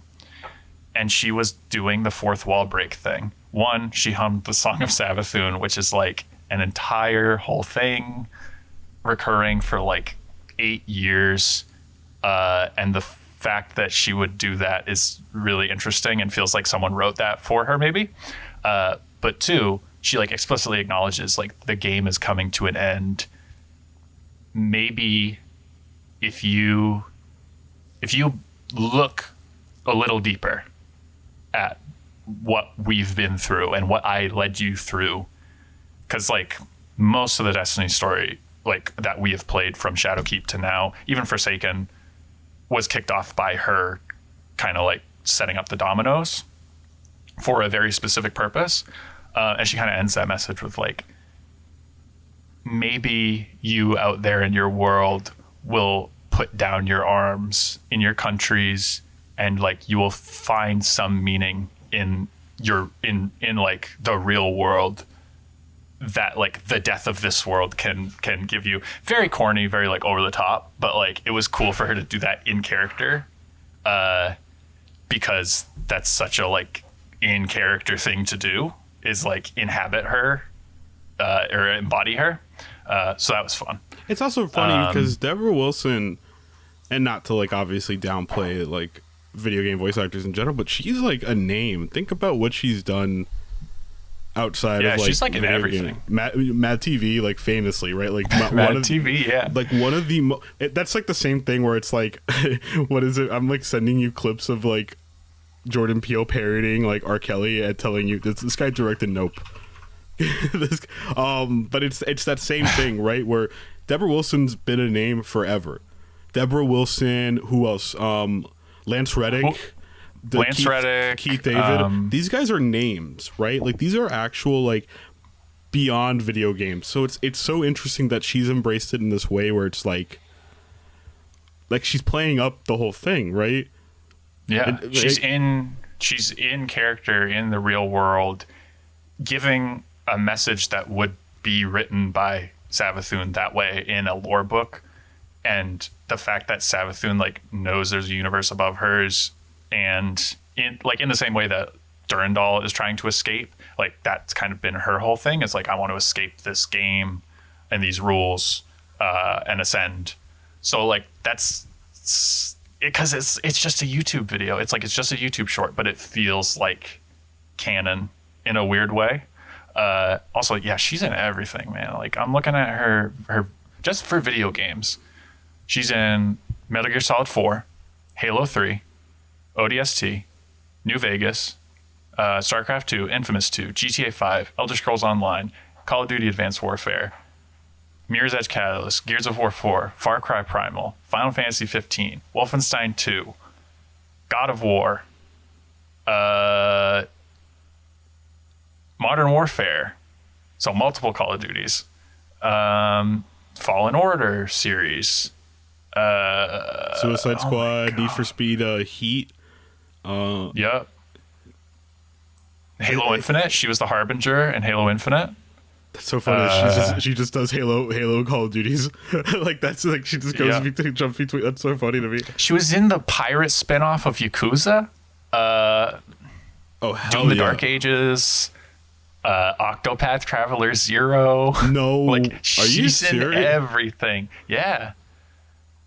That's crazy. No, she's one of the goats. She's the goat. It really but it's like it's just so funny that again that she's latching on to this and putting on this sort of performance and doing this outside of the game, right? Like it's so funny that she's probably like one of the busiest people in especially in video games right now, right? And that she's taking the time to kind of celebrate like a role, mind you. She was only in Witch Queen, barring like the strike stuff, right? She was barring they introduced her voice in season of Lost, and then she was in Witch Queen, and then we killed her in Witch Queen. She came back in season of The Wish, had very limited screen time, and then I think it was just Final Shape and Heresy. So like she's been, her lore presence is like much bigger than her like on-screen presence, which is kind of like part of her deal. Is like she's in the background pulling the strings. But yeah, like in 4 or 5 appearances, probably like only an hour or 2 of voice work total, she has like had this performance that is like almost like redefined the entire game for people, and like was a lot of people's entry point and triggering into me it. Specifically. Yeah, like made an impression on you. Yeah, so that was really fun. Also, like the voice actor for Oryx from Heresy posted something, which was really cool. Lodi's voice actor, who Brian, I want to pronounce his last name right. Brian, I'm sorry, Brian. I should have had this. Brian Villalobos. There's 2 L's. I don't know if it's Villalobos or Villalobos. But incredible actor who just joined the cast in Edge of Fate. And so he's been in Edge of Fate and Renegades, and that's it. And like he feels like an essential part of this world to me, which is like really weirdly hard to do for Destiny, to like not only introduce a new character so late in the game, but introduce a character who's literally like ripped from the 1960s. Is like just a wild feat of writing and performance. And like I was extremely excited to see where they were going to go with his character, because he was kind of like an audience surrogate for new people like you, it felt like, and I know you have some like personal thoughts on him. I've talked about it on the podcast before, but again, any Latino character, I'm all in, obviously. Like that's a big deal for me, especially that shit like means something to me. My dad was born in the 60s. My dad likes a lot of classic rock. Like he introduced me to a lot of classic rock and a lot of old movies, right? You and I were talking about like the Great Escape, or like and movies like that were made in like 1969, right? Like we were talking about a lot of that stuff, and again, a lot of that just like resonates with me specifically, right? Because he's the only one. First of all, he talks like a normal fucking human. He's not speaking in like these weird riddles or Bible quotes or like the Abraham Lincoln animatronic at Disney, which I reference a lot when talking about D1 Zavala moving the way he moves. But it's like, it is like you said, he is a surrogate for the audience because he's asking questions I've been asking you, like a lot. And he's kind of like the way he's investigating it, the way Destiny fans investigate lore. or all these theories or things like that, and I really appreciate something like that. What was it? Edge of Fate was the last thing we played. Yeah, we played Renegades, and then we went back to Edge of Fate. So Yeah, you kind of like met him, but didn't have the context for who he was, which is funny for a character who has come in at the last minute and has no context for what has happened before. It's just so funny. The power of Star Wars prevented me from meeting Lodi like properly. I wanted to be in my Star Wars thing, but no, that whole thing. So I mean, again, I've yapped and gone on about this, but again, that Lodi meant something to me. Like that, he is now to me, like he's my Destiny 2 like associate, like that's who I associate Destiny 2 with, to the point where when I made the thumbnail for one of the last episodes you were on, I think I put him and Boba Fett in like next to each other, and you're like, yes, yeah. the two goats. Our goats, yeah. Like look, he's such an interesting character too, because like it's so hard to introduce a new character to Destiny and get it to stick, and they've done it over and over again. But pretty much like non-villains, right? Like it's pretty like that. Like it's usually only villains are like the new characters, and everyone else has been established for like the last like decade or so. Yeah, in Lightfall we had Nimbus added, who I liked. The community response was bad. I have my own theories why that are pretty obvious, but that's a conversation for another time. And then they added Micah 10 in Final Shape, but her role was like kind of small, but she was a lore character that was being introduced. But like mostly it's villains, you know, like the Witness, Savathun, Maya Sundaresh, like all the 9, or well, half of the 9.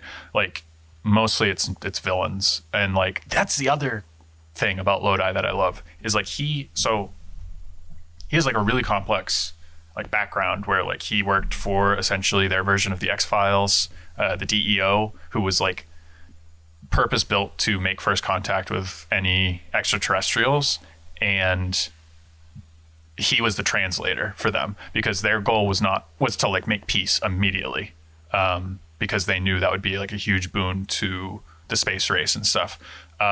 And so there's an incident in the Swiss Alps or something that he's deployed to, and he met aliens there. We don't get a description because it's like redacted, but he's met aliens before, it seems like. And so like when he got abducted, he like wasn't really scared, because he was like, they prepared him for that. But they get in both the Edge of Fate Collector's lore and in like the third iteration lore tab and a lot of that stuff. And in the game too, you get a lot of moments where he is like, because he doesn't know, he knows where he is. He knows he's like away from Earth, but he doesn't know when he is until a crucial point. And people keep talking around the collapse because it's normal to them. They're like, yeah, the collapse happened. We moved on.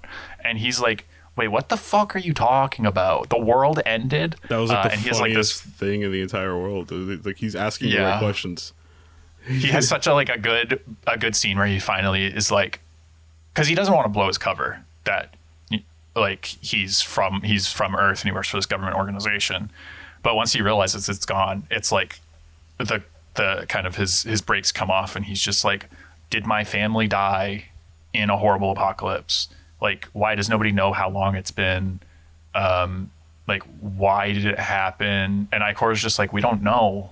Like, it was hundreds, maybe thousands of years ago. We don't know. And so you get these moments of him remembering his family. And the third iteration lore tab is really good because he is the new emissary of the 9. And because he is a translator, his goal is to kind of be the mediator for these 9 like fourth dimensional consciousnesses. So the closer he gets to them, the more he starts slipping in time.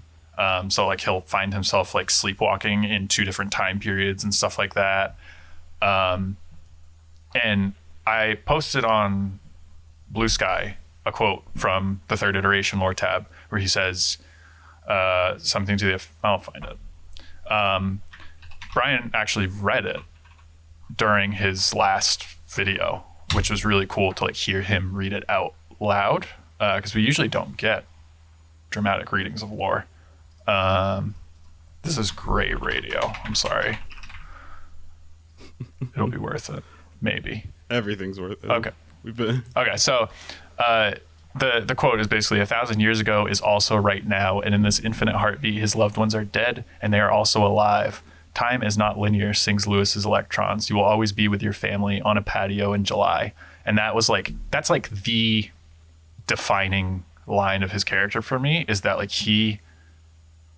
now that he's the emissary, he has reached a point where like he sees time fourth dimensionally. And so he like the grief of losing his family is like easier to cope with because he understands that you can't fight the flow of time, but like his memories and his ability to like step back into that place and remember those things is a form of like time travel kind of. And so that feels like it embodies like the entire final update to me, is like this thing is now becoming static, and we played it for 12 years Destiny total, 9 nearly 10 years for Destiny 2.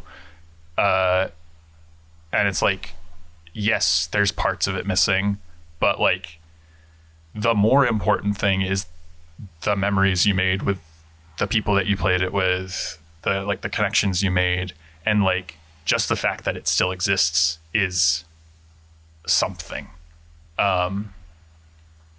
So that's been like kind of a powerful like idea to me that I know the narrative team is going to like hammer home in the lore for this last update, which is what has me excited.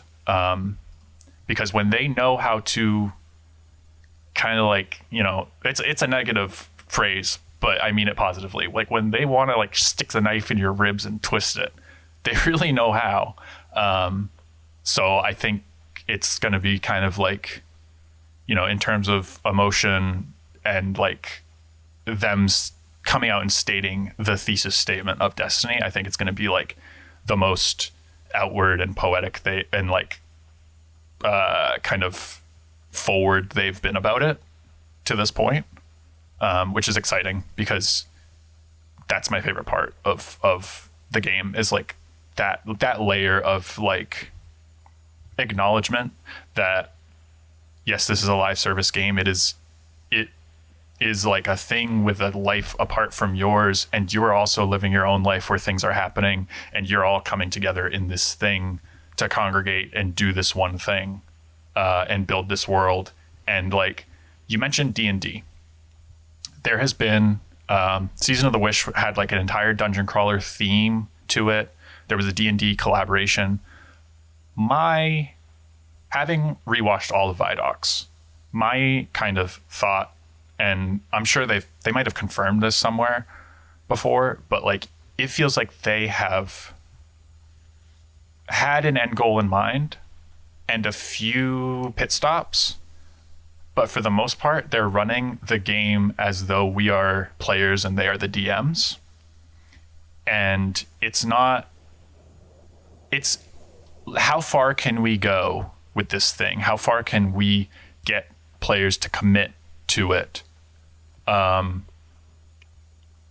the 10-year mark, and then past it, and then have a satisfying conclusion that makes the meaning of the game something bigger and something that's like more talking about life as a whole.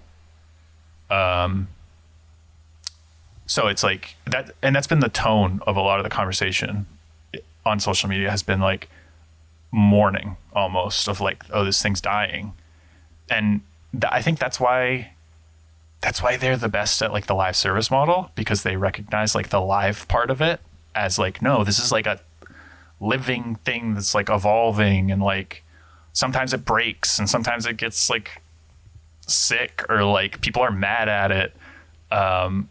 But like it's dying now. And so everybody's kind of like in that mode of like reminiscing and like kind of just waiting for the end, which has been very kind of nice to see, because I expected it to be messy, and it has been. There's been some of the usual like bad actors in the content creator community have kind of done what they always do and tried to get as many views as possible off of it. Name them. I'm not worried about getting mobbed. As to Cross, I'm tired of you. Oh, I used to watch you, and I'm tired. I was joking. Now we're gonna get sniped. Don't bleep it. No, I just like it's just I don't know. I talked about this on the actual pod, and again, I was telling Justin, like, I never do this. I hate talking about the discourse and everything, but we're just in this era where it's unavoidable. You can't discuss or enjoy anything. Yeah, we have to react. Destiny, the announcement of Destiny 2 is like, and again, brought out some of the most snarky, smug ass. Oh well, the writing's been on the wall since yada yada, this and that. This is just yada. This should have happened a while ago. Marathon was a mistake. And I'm like, come on, guys, come on. Like let's take it right. The people are losing their jobs. Yep. A game is like that. Do you know how bad it is? Like, again, a game like Destiny can just like up and like stop at this. Like, you know how insane that is to think about. Yeah, Destiny's been like a constant, and even with my questions of like relevance in like the larger gaming, like, stratosphere or whatever, like it's always been there. Yeah, and I think it's hard. Well, yeah, it's hard to quantify. I think over the last like 10 years, how much of like the broader gaming landscape, for good and bad, has been influenced by that like initial launch. We had 2 superhero looter shooters with live service elements because of Destiny 2. Mm-hmm. Do you know how insane that is? Both lasted about a year. Do you know how insane that? We wouldn't have the Division without Destiny. We wouldn't have this sort of. And again, for better or worse, again, I've become like this sort of like, I want to play like ARPGs. I want loot games. This caused stuff like Borderlands to kind of like wake up and like, all right, let's shake it up, right? I like what we played at Borderlands 4. That game wouldn't happen if Destiny wasn't around. Kind of like itching to take, like, inching closer towards its like market share, right? I like the seasonal stuff in Diablo 4. I don't think that would have happened without Destiny, right? Like, especially like that, the way they're doing it. Again, like I said, Division 1 and 2 are like exceptional looter shooters, and they're getting regular content they're still getting content updates. Division 1 is 10 years old. Division 2 announced an end to their content updates, and the fan response made them make a new expansion. There's a whole new expansion coming out now, and they're still doing updates. Think about it. And like new events. Even the worst aspect, like, what is it? Call of Duty's a seasonal game now. Madden is a seasonal game now. And those games have expiration dates, because by the 4th, 5th month of those games being out, the new one's already like on its way. So again, just think like the sort of impact Destiny's had, and also again, just like trying to tell this story. From the outside looking in, I'm still of the opinion that they kind of screwed themselves over story wise from the beginning. I'm looking at I was reading the Jason Schreier piece. I always like go back to that. I always reference like, can you imagine like just going in and tearing apart this very solid linear story written by a veteran of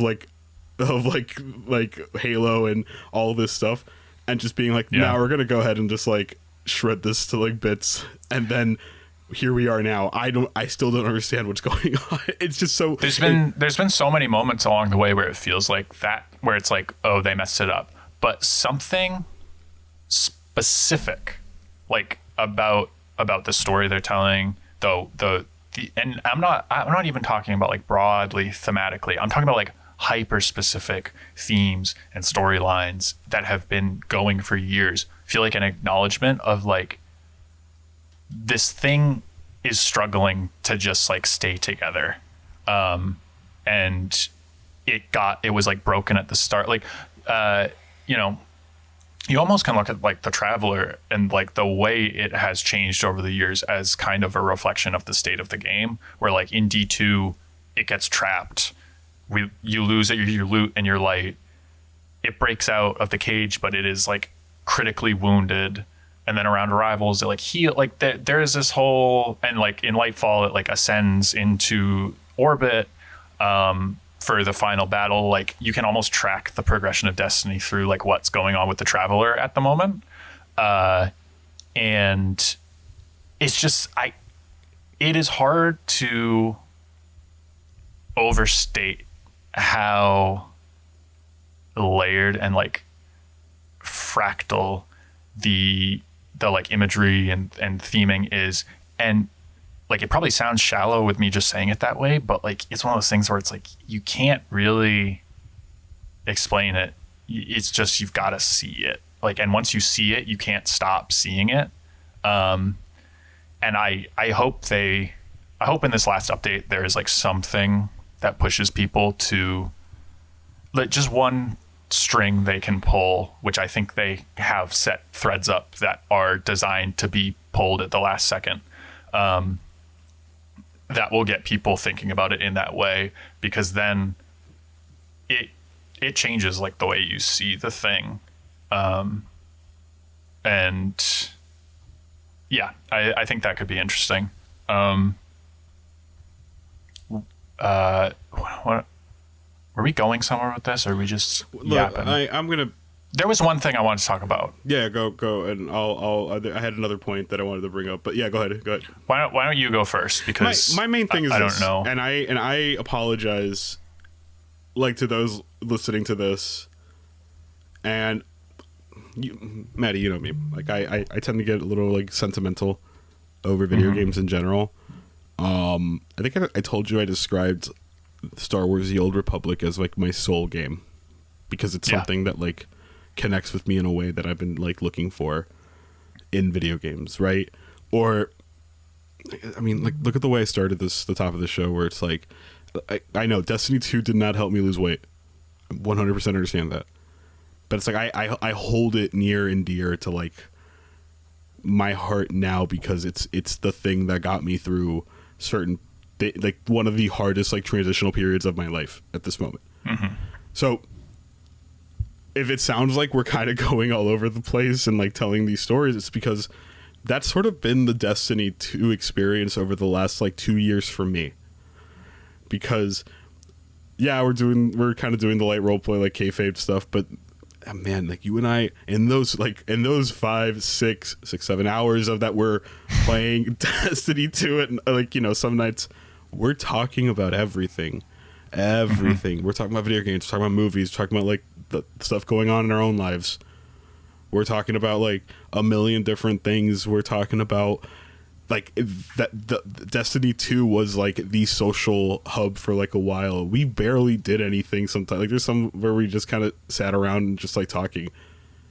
Like that idea where it's like, what is it? If the podcast was like is an excuse for me to talk to my friends, Destiny 2 is like the sort of that. Destiny 2 is the third place for me. Yeah, it's the meeting space. There were times where like I don't know if I've done this with you, but there have been times where I've sat in a fire team with people in the tower for up to 2-3 hours, just like talking and wandering around the tower and like jumping on boxes we've never jumped on. Like, oh, do you think we can get to that place? And sure enough, you can. And like, oh, let's do the bouncing purple ball event. And like, it is like, it's like a what's the kind of fire pit where like it's like a conversation pit type thing, like a where fireside, yeah, kind of chat. Like, yeah, like it's one of those things where, man, like I wouldn't trade this. What is that? How many times have you and I texted each other? Hey, you know, you're on. Let's hop in. What is it? Let's hop on for like an hour, and then it's 2 a.m. and we're like, maybe we should stop here. You know what I'm saying? Like, like things like that, right? Like where again, like we said, this whole podcast was about Destiny 2 in some way. I wanted to be one of those guys who talked about a thing, who had a thing. I never did, because I always jump between games. Like I kind of wish that I found like that one game that became like a part-time job in a way, right?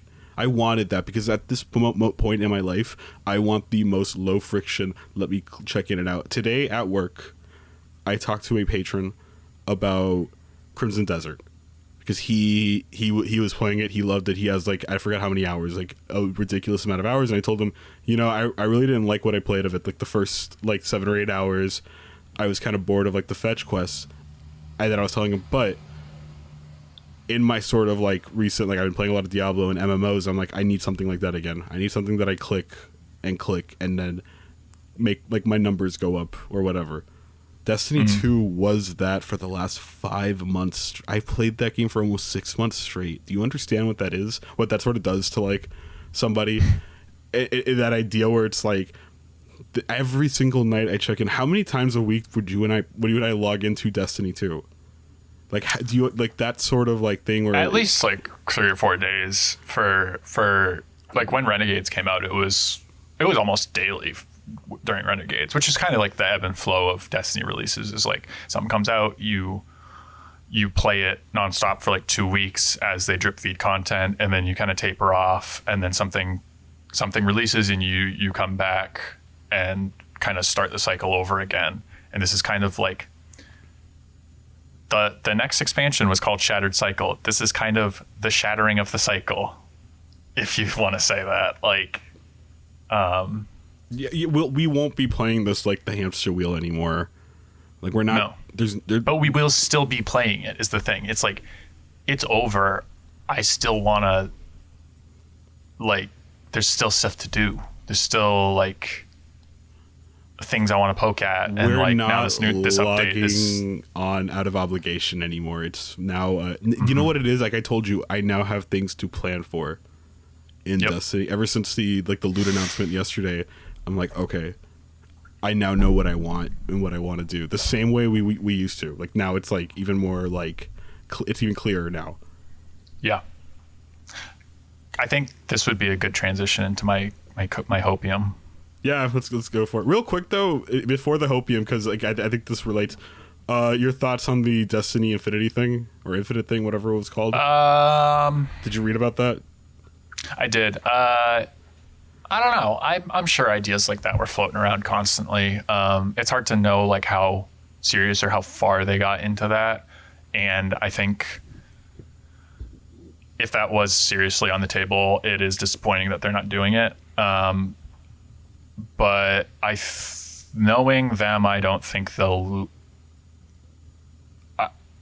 If there was a good idea there, I don't think they'll abandon it. If they have any say in it, which kind of also is like a good transition into like the hopium, because like this is happening. Oh no, listeners, the Discord call dropped.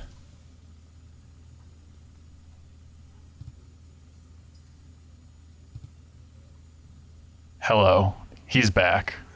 I'm not editing this out. I filled the dead air. Good. I filled the dead air. Did you fill the dead air by saying CJ I just left? I said to listeners, the call dropped. Okay, so, good. Because there's good one radio. thing. There's one thing I hate doing. It's editing any sort of like slight hitch in anything. I have great news for you. I have a specific timestamp for you later. Anyways, we're not so doing anything. the hopium. The hopium. Cope for the future, like I said before I dropped. Yes. I don't know. Yeah, probably your recording probably got it, but I didn't hear it. But thank you. Cope for the future. Yes, that's a good kind of name for it. So, like a core idea in the mythology, and that has been like reiterated quite a few times since, is that like the city is like a impossible, unlikely thing that has been built despite all odds and has survived all this stuff. And like since we started playing 12 years ago, increasingly the wilder stuff and more improbable odds have stacked up, and the Guardians have always pushed through it.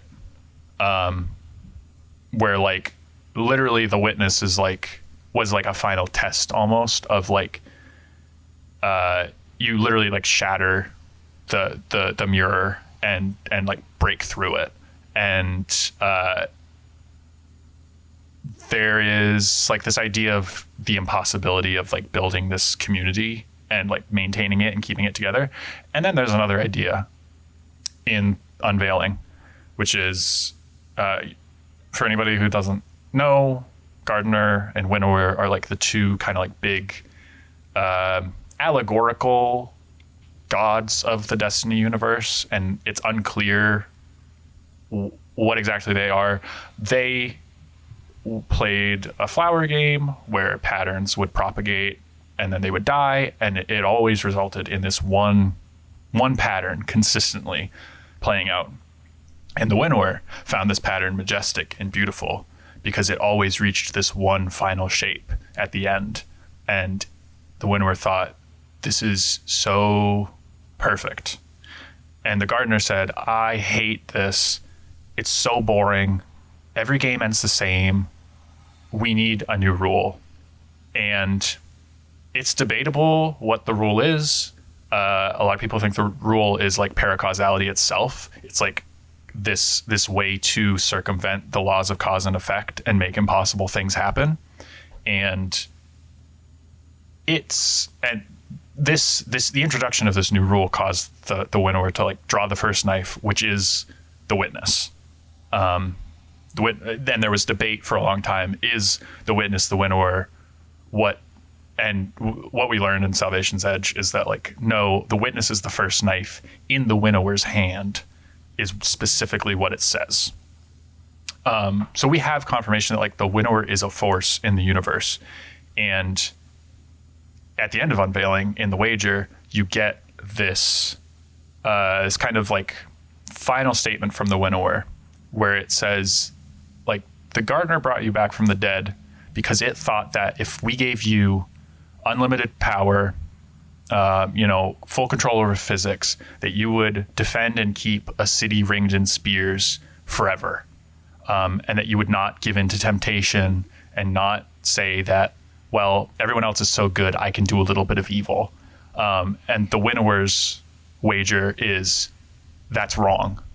Given the chance, people will take every advantage they can to better themselves at the expense of the community.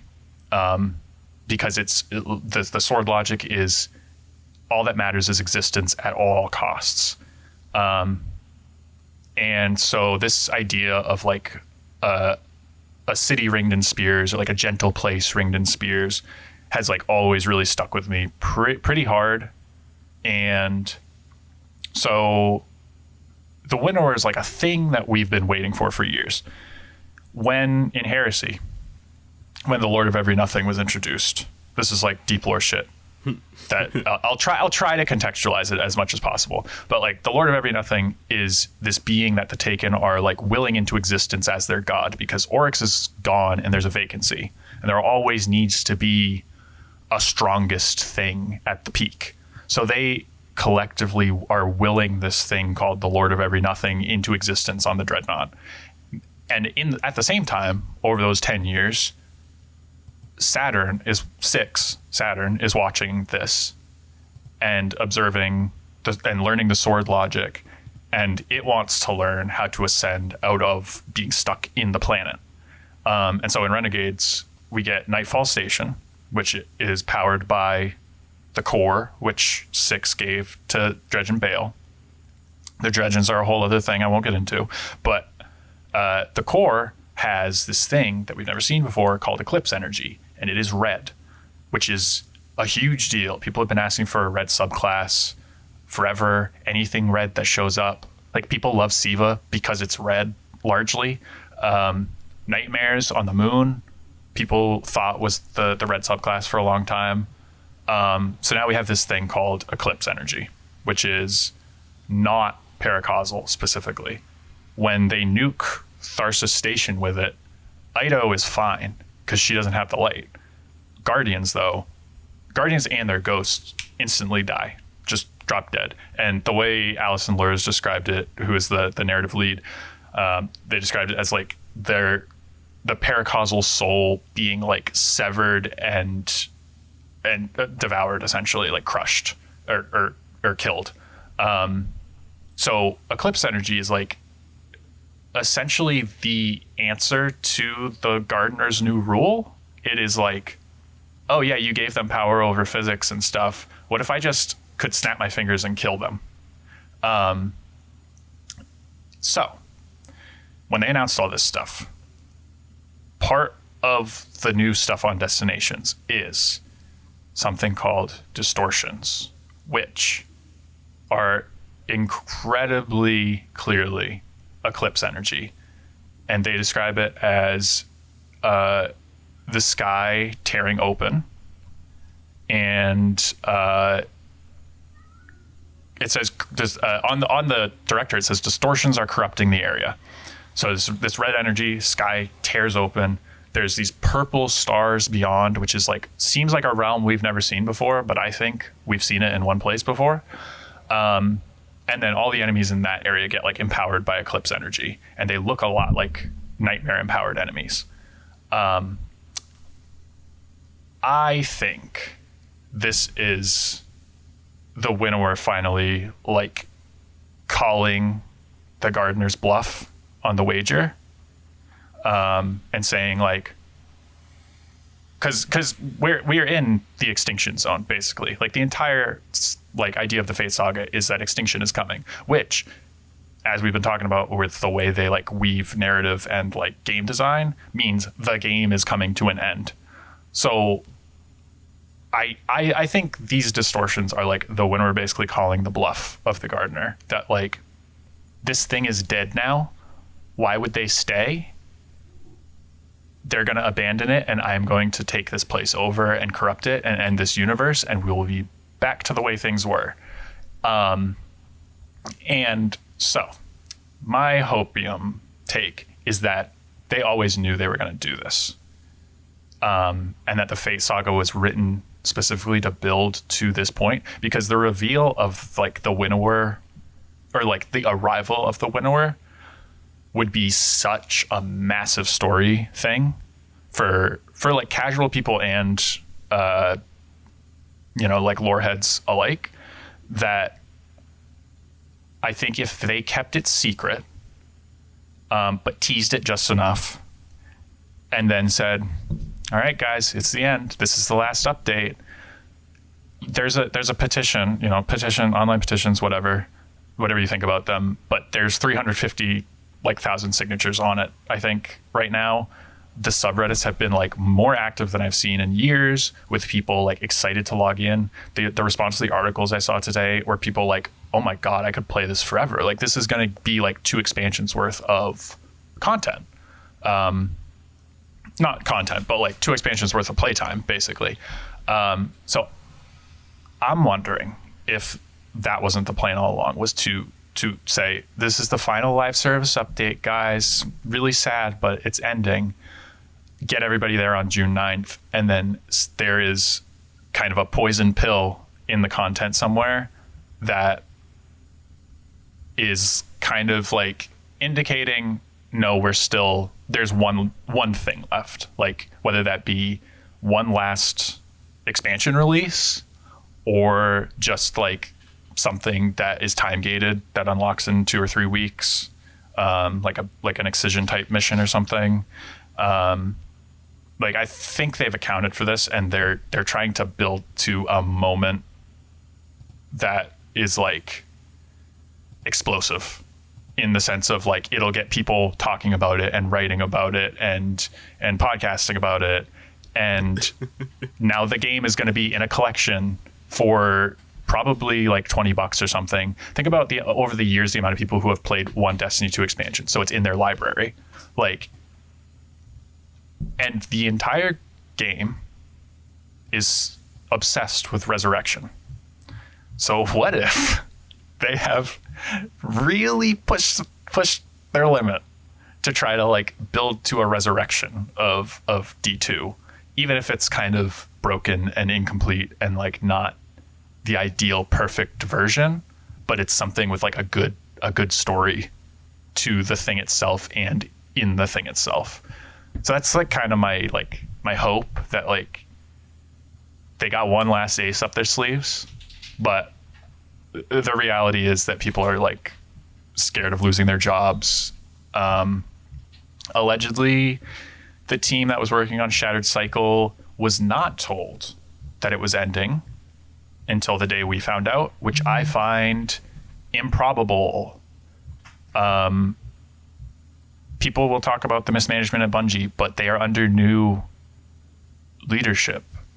That if this was how it ended, where they just go out with one last update and Shattered Cycle and the Alchemist are out the door, like, or thrown in the trash, and they weren't told to stop working until the last minute, like, that's a huge failure of newer leadership. So that's just like a kind of a whole thing that I'm struggling to like reconcile, is like a lot of this feels weird and very sudden, and like they're talking around Shattered Cycle and the Alchemist in a strange way. That is like, the negative side of me wants to say this is them trying to ease the pain because they know saying, yeah, they're canceled will just make it worse. But at the same time, like it's really conspicuous, the absence of any mention of them. And when they do kind of like obliquely refer to them, it is like, it's like they're afraid. It's like they're walking on glass. They don't want to talk about what is next. Like they keep implying a future in small ways. They added like they're adding a news announcements tab to a game that's not getting new updates. Funniest thing I've ever seen. I'm like, what? Like, what are you gonna tell me? Like, there's just a lot weird about how this is going down. That really like makes me wonder, because, and if this was any other studio, I would not be like this deep in the like cope mines, but like they have a history of like kind of playing with expectations and like being very in tune with like how people are going to react to things. So, you know, I could see a world where they have one last twist that kind of seals the deal on people being like, holy shit, that was, you know, worth the pain and like the sadness and the like the kind of like 3 weeks of fake mourning. But also I could see them just going out with this update. So that's kind of my whole thing. I think very long. No, I mean, look, I've always appreciated that you can find a lot in what, again, like, man, I always feel like an idiot, but when it comes to Destiny in general, I can't see like a lot of the symbol. I can't see a lot of the symbolism in general. Like I don't understand this, but I always appreciated that, one, you're willing to break it down like Charlie and that It's Always Sunny yeah, scene. Literally Pepe Sylvia over here. It's such an interesting thing because, again, you're right, they've done this shit before. It's a cycle with them. It's cycle? A thing. Shatter? We're shattering on it. But and think about like the Alchemist. The whole thing with alchemy is like trying to find like the key to like everlasting life, or, you know, turning lead to gold, or whatever it is. It's always about like creating something perfect in the end. So for them to end support right before Shattered Cycle and the Alchemist, which my assumption was Shattered Cycle gonna be some big reveals, and then the Alchemist gonna be them kind of like zipping up the game into a final package, which seems like what they're doing now. So it's just like, it feels like 95% of the way to the finish line, and then just like, all right, folks, curtains down. So it's just been strange.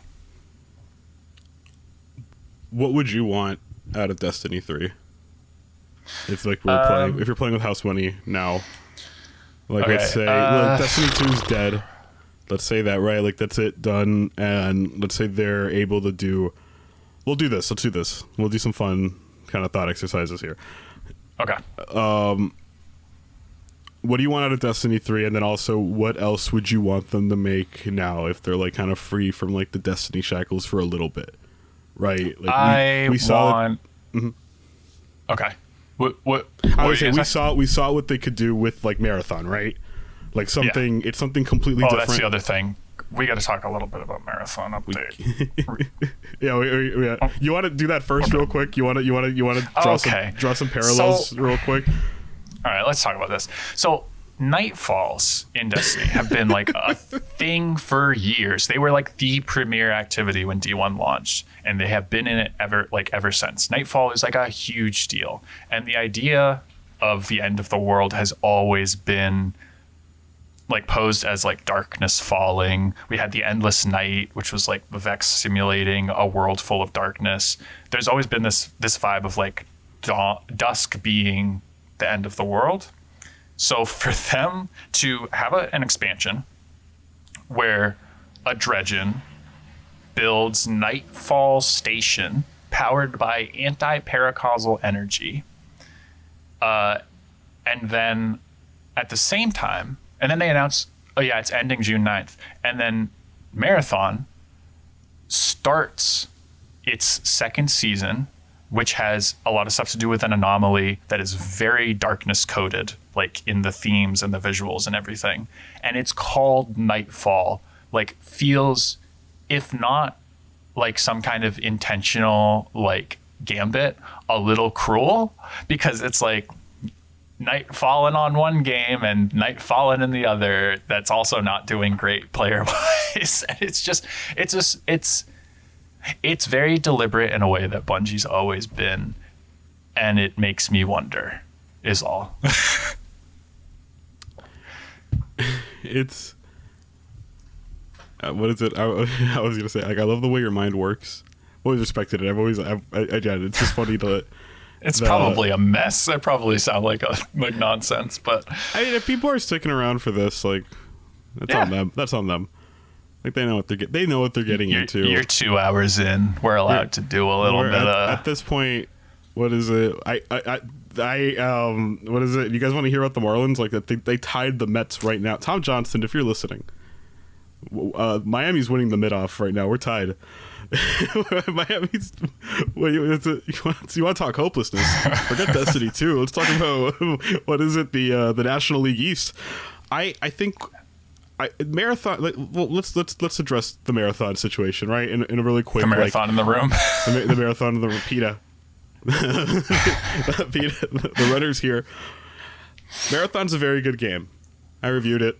I liked it a lot. I haven't played as much as everyone else because, again, I just can't. You know why? Because I play Destiny. But it's just one of those things where it's a very good game. It's a very different game from Destiny 2, but it shares a lot of the same. Well, obviously, it shares the same DNA. It's the same devs, but it has a lot of the same elements that make Destiny so popular. It's a very strong, clear, like, sci-fi aesthetic built from different, like, inspirations. It's very dense with lore in ways that you won't expect. There are menus and options that have lore here in Marathon. Mm-hmm. The same way that, like, and importantly, that lore dates back to the 90s and is constantly either like is directly referenced in both Halo and Destiny lore, and the themes are echoed over and over and over again, both in Halo and Destiny. So it's like they've come full circle back to Marathon. Marathon did not kill Destiny 2. The players who were going to play Marathon either probably already like Destiny 2, because, you know, just the associate, look, you and I, right? We're like in that demographic, the Venn diagram. And if whoever wasn't going to play, like, Marathon, like, they weren't going to play it anyway, who cares, right? Destiny 2 was still getting, like, I don't subscribe to the sort of idea that Bungie putting all their eggs, that they put all their eggs into the Marathon basket, and that's what caused Destiny 2 to fail. Sony essentially sent Destiny 2 to die for kind of like greenlighting something like Marathon. I don't buy it. That's stupid. It's a stupid thing. I think if you truly believe that, I don't want to say you're an idiot, but it's like, It's hard to not say it because people are review bombing it, thinking that will do anything about Destiny 2 or 3. If you like a game by a studio, wouldn't you want everything else by them to like be good and succeed, even if it's not your thing? Even if because they can have a symbiotic relationship, I think, because it feels like they are two sides of the same coin in a lot of ways. Which is like is how I always thought they were gonna do it, where it was gonna be like updates staggered so that it's trading back and forth, so that you can have some people who are Destiny mains who play Marathon and some people who are Marathon mains who play Destiny, but you have that shared like muscle memory and DNA and stuff. And instead, it has since Marathon's been announced been just this like butting of heads, and it's escalated to the point where there's like review bombing campaigns against Marathon, and people are like spamming the Marathon subreddit, complaining, and it's just like it's this like schism that is really unnecessary and kind of reflective of like the larger internet conversation and the way stuff like that goes down, in a way that's like really frustrating when the rest of the response to this stuff has been overwhelmingly positive and kind of like touching. I don't know. It's a shame. It really is. I always think about other things. Like, so the initial question I asked was like, what do you want out of a Destiny 3? And before you answer, I remember I always told you the thing I wanted something a little more traditional. Mm-hmm. I want a linear like story that, maybe cut back on a lot of the big social elements and treat it more so like a standard like co-op game with like maybe like with like big hub areas rather than like a big MMO, just to kind of recalibrate, right?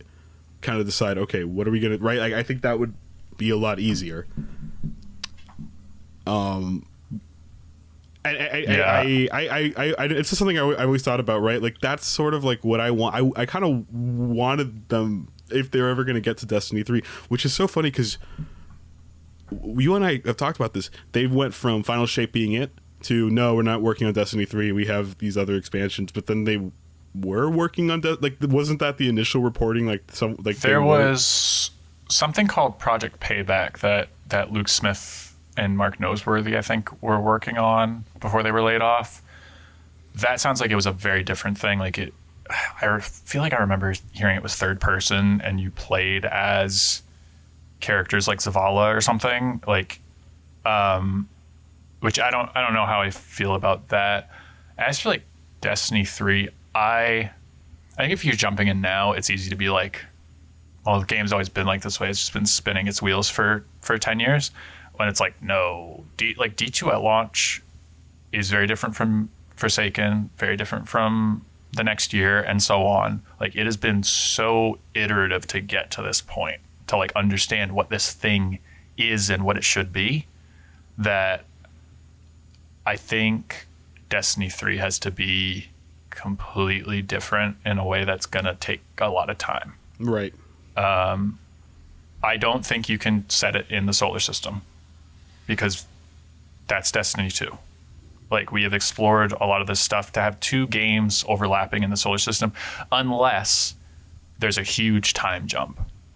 Unless whatever happens at the end of Destiny 2, and whatever they do in between kind of hits the gas and sends you like a few hundred or maybe 1,000 years in the future, to where there's been a lot of evolution of the current pieces.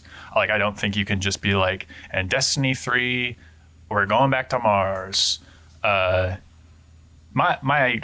feel like the easiest idea for D3 is, other species get paracausal powers, which, I mean, some of them have darkness powers. The Hive have the light, but I'm talking like on a mass scale, the Cabal, the Elixni, get, some form of paracausal powers.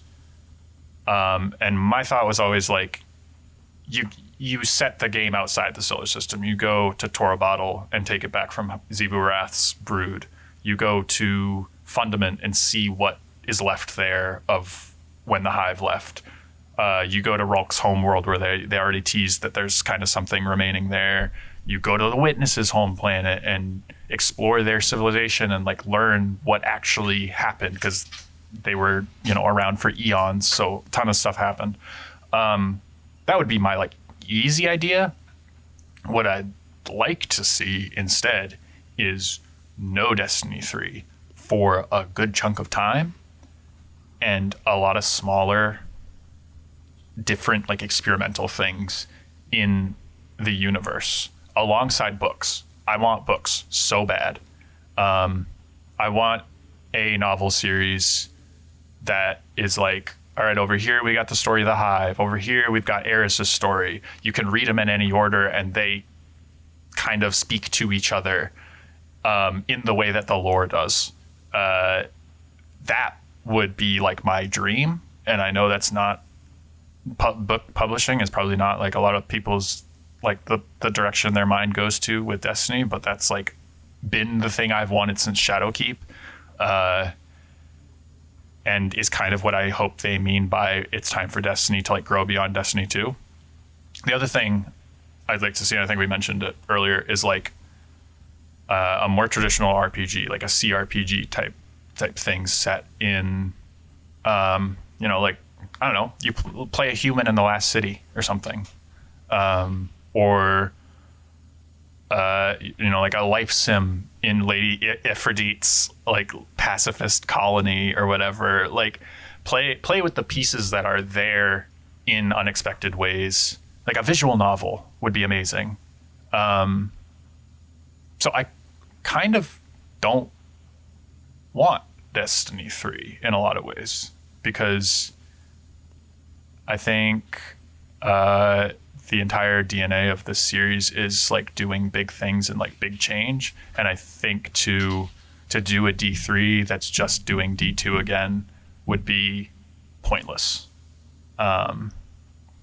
So I'm interested to see what the hell they think the direction is going forward for this stuff, because they're in a really weird place. I think I want like an ARPG, like a top-down isometric. That would be sick. Like Dark Ages, like Diablo style ARPG would be like, you play as the Iron Lords or something. That would be awesome. Like, or have it be a mode. What I wanted in D2 was a mode where your Guardian just becomes like 2D. So you take your loot, and it's like everything from the game translated into an isometric game. Make it procedurally generated, and just like, and let me like run like to get like better loot, right? Like just make it Diablo. Who cares, right? Have every element translated to the same graphics. But just have it be a Diablo like. Have it be like that. Like I always wanted that, because I feel like it would translate pretty well, right? Or a Survivor's game. Yeah. Right. Like something like that. What I want from them is like, and then we talked again. We talk about this all the time. This is just us saying it in public. We're gonna talk about it again immediately after hanging up. Like we're in the shattered cycle, and shattered Chicago. What I really want is I want another shooter out of them, like a traditional, it's like campaign and multiplayer. Yeah. Give me a $60, $70 game that is a 8 to 10 hour long campaign. Give me a TDM like standard like suite of like competitive multiplayer, and that's it. I've kind of wondered for a long time, like specifically with Marathon, with them talking about like, and we're doing PvE modes, like, do they have such a massive asset library at this point that they could, in the matter of like a year or two, make something like that? That's like, we made a linear contained Destiny campaign that like takes place in a different time period or something. Like, I don't know if that's viable, but like, I mean, I would love it. I'm surprised they haven't been contracted to do something else, like do some work for hire shit for a little bit, right? Just with that polish, or have like another studio work with them on something else. Yeah. Like, I don't know. I want to see them I want to see what they can do outside of shooters. because they have their shooter. They have Marathon. They've got this. They'll have D3 someday if they make it. Like they have such a like broader skill set and deep skill set that like I want to see if you let them off the leash and let them make their dream game that was not a shooter, what would that look like? Nop 2. I'm sorry, it's Oat Nop. That's for us. Like that's a deep cut. That's Jason Jones. Shout out to Jason Jones. God, I was gonna be stupid. I was gonna make the same, like, you know, what if they did like another science fiction game, but you're playing as like, you know, a sort of like soldier fighting like this like, you know, alien race that's invading, and you know, the big twist is like the aliens aren't the actual villains. It's this like parasitic like fungus that's like They've never done that before. They've never done psychic fungus. What if it was about the interplay between two sides of people and the way they exchange ideas back and forth, like a ball being bounced across a court, and the duality of man. That wasn't very good. I tried. That was good. What was it? It's like, you know, like we'll say it again. Like the joke we always have is if we ever have Jason Jones or anyone from Bungie on a podcast, which we could still do. We'll do it now. You know, but it's like, you know, we would just ask about Nop and ask, you know, black and white, good versus evil, duality of man. How does Nop like lay the groundwork for? There's something there. I bet he'd figure it out. Or somebody would figure it out. I don't want to give all the credit to one person. Do you think someone would like? What would it take for them to like walk out and be like, "All right, you guys are wasting my time." I don't know. That's kind of always been my thing. Was like when you asked me once, who were your dream like interviews, and it's like, you know, like Jason Jones, Tyson Green, Allison Lurs, like people like that. But I worry that I would sit down with these people and I would open my mouth and say my view of the game, and they would go, "What the hell are you talking about?" Zavala has the most kissable lips of all the guardians. Oh, okay. See, the fun thing is, I think Allison Lurs would have a good answer to that. I think she's thought about it. See, the thing is, I would say something awful about Chicago sports teams. No, we'd ask about the Pope. I think we'd ask about, is the Pope canon? Like, who was the Pope when the Traveler arrived? Or what is it? What was the Pope's view of the? I want to know that. What was the Pope's view of the Traveler? No, you're thinking too small scale. Okay, was Earth destroyed before the Cubs broke their 100-year curse and winning a World Series? I mean, they already did it, right? Did they? Well, our timeline diverges in 2014. Didn't they win like a few years ago? They won in 2016. So that's what I'm wondering, where, like, how, because like if Destiny won, would the Traveler's arrival deviate the timeline enough for the Cubs to not win? Or what if they were actually like incredible, like they were really good? What if the Traveler empowered them? What if Dan Marino played for the Bears instead of the Miami Dolphins? What if the Bears so many timelines? I'm thinking, you gotta get the Future War Cult device and you gotta start looking at all the different timelines and be like, okay, what if this player played for this person? They all end in darkness. Here's a little history lesson. Okay, so the '85 Bears won every single game they played and the Super Bowl, with the exception of one game, and that game was against Dan Marino's Miami Dolphins here in Miami.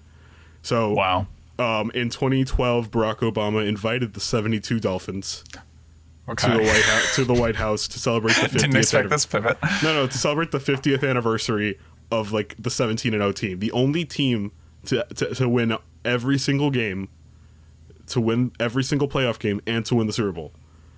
The only team, the only team to have a perfect season, like ever since then, were the New England Patriots, but they lost the Super Bowl. They lost, I remember. To the New York Giants. So Obama mentioned that like he wanted to have the 85 Bears at the White House, but he realized but then he remembered, oh yeah, the only team to beat the Bears in 85 were the Miami Dolphins. So, do you think in whatever twisted, don't laugh, this is lore. I'm not laughing. This is canon. Do you think in their twisted and whatever deviations to like world events, do you think the 85 Bears won all 17 games and the Super Bowl while the Dolphins were like never claimed that title? That's such a good question. I think it happened the same. Because I think so we know that like there was shit happening in the solar system like prior to the traveler's arrival. Like the DEO like intercepted the signal from the traveler like 50 or 60 years out. So they like knew it was coming. And they're like Nezarek had like cults on Earth. So there was like shit going on. My read on that is like the timeline diverged in 2014, but it's meant to be our world still. It's just that like the paracausal things that were happening in the background are like, we don't know about them in the real world, but it's still our world and the timeline deviated. So yes, I think it happened the same. The last time the Bears went to the Super Bowl, it was 2007. 7 years before Destiny 1 came out. 7. Mm-hmm. Think about that. 7. There we go. 7. See, I know shit. I know my people. Oh, and the Kennedy assassination is a good touchstone for the fact that things were still on track, because Kennedy was still assassinated, and I believe it was the same day, same place. It was still Dealey Plaza, and like there was some shit surrounding it that the DEO was investigating, but like he was still assassinated. So like I think we're onto something. I think it is like it was still on the tracks until the traveler got here, and then shit kind of diverges. The last time the Chicago Bulls won a playoff series was 2015, a year after Destiny 1 came out. Think about it. Okay, you just teed me up perfectly for the last stupid fucking thing I was gonna say. We're 2.5 hours in, and then like I feel like the people who are, I think we're getting the audible. What the fuck are you guys talking about? This is our like therapy session on this. Okay, so I was on episode 7, right? Yes. And we talked about this. We talked about this like weird, like, oh, Bungie's got this obsession with 7. Now this is episode 15. Oh, right? Yes. Well, no. Okay. This isn't the canonical. It's got to be 15. No, don't, because I organized it. Next episode is 15. All right, I'm gonna still say it. You could say it. You could say it now. You could say it again. But don't make any declarations on the numbering, because I've been agonizing over like it being a bonus one, because I don't want to take away from the numbered episode I just released. But go ahead. I've pulled back the veil too far. So 15 in Forsaken. We can say this is the 15th episode recorded. Yes, this is the 15th episode recorded. In Forsaken, we go into the Dreaming City, we beat Riven, we kill Riven, and then afterwards, we discover that there's these 15 wishes. Riven's last wish was to trap the Dreaming City in a 3-week curse loop. This was part of a plan orchestrated by Savathun that she thought was very funny. I think they say that her and Riven both laughed about it. It's a real humdinger of a scheme, according to Savathun. But after the raid clear, in the raid cutscene, there's this thing in the last wish called the Wishing Wall, and it is like a wall of symbols. It's a grid of symbols. I forget how many symbols per button, but when you shoot it, it like cycles through the symbols. And this cycle. The Wishing Wall is in the story is a way for the Techians, which are tech witches who work for Marasov, or serve her. That's their way of communicating with Riven in a way that lets them wish for specific things without getting the monkey's paw. So it's kind of this like semiotic, like symbolic language that they use to request things from Riven without her fucking them over. So we found 14 wishes after the raid that can be entered into the wall. And when you enter them in, it does like various things like voice lines, or like it teleports you to a certain point in the raid, or like all this stuff that was kind of like contained to Forsaken. But there was a 15th wish in the API, and it said, the only text we had on it was, "This one you will cherish." We never found the 15th wish until Season of the Witch, where Savathun is resurrected, and then at the end of that season, somehow our guardian remembers, hey, she had these holes in her wings. That reminds me of the wish wall. And they decode the 15th wish with Eris through these holes in Savathun's wings, which sounds goofy, but it was a really cool reveal. And then the next season was Season of the Wish, where we revive Riven, who grants the 15th wish, which was already like created by Savathun, and the 15th wish is what lets us enter into the Pale Heart of the Traveler. So, episode 15, the last wish. We're getting our last wishes. That's all. Which, no, that's a good point, because it all goes back to that, right? This is the game I wanted it to be for the longest time. This is what I wanted. This is the most whole this game has been for me. I get it, the story stuff. I sympathize with like everybody who's like bummed that the story's not going to be done. If I can be selfish, and I can, it's my show.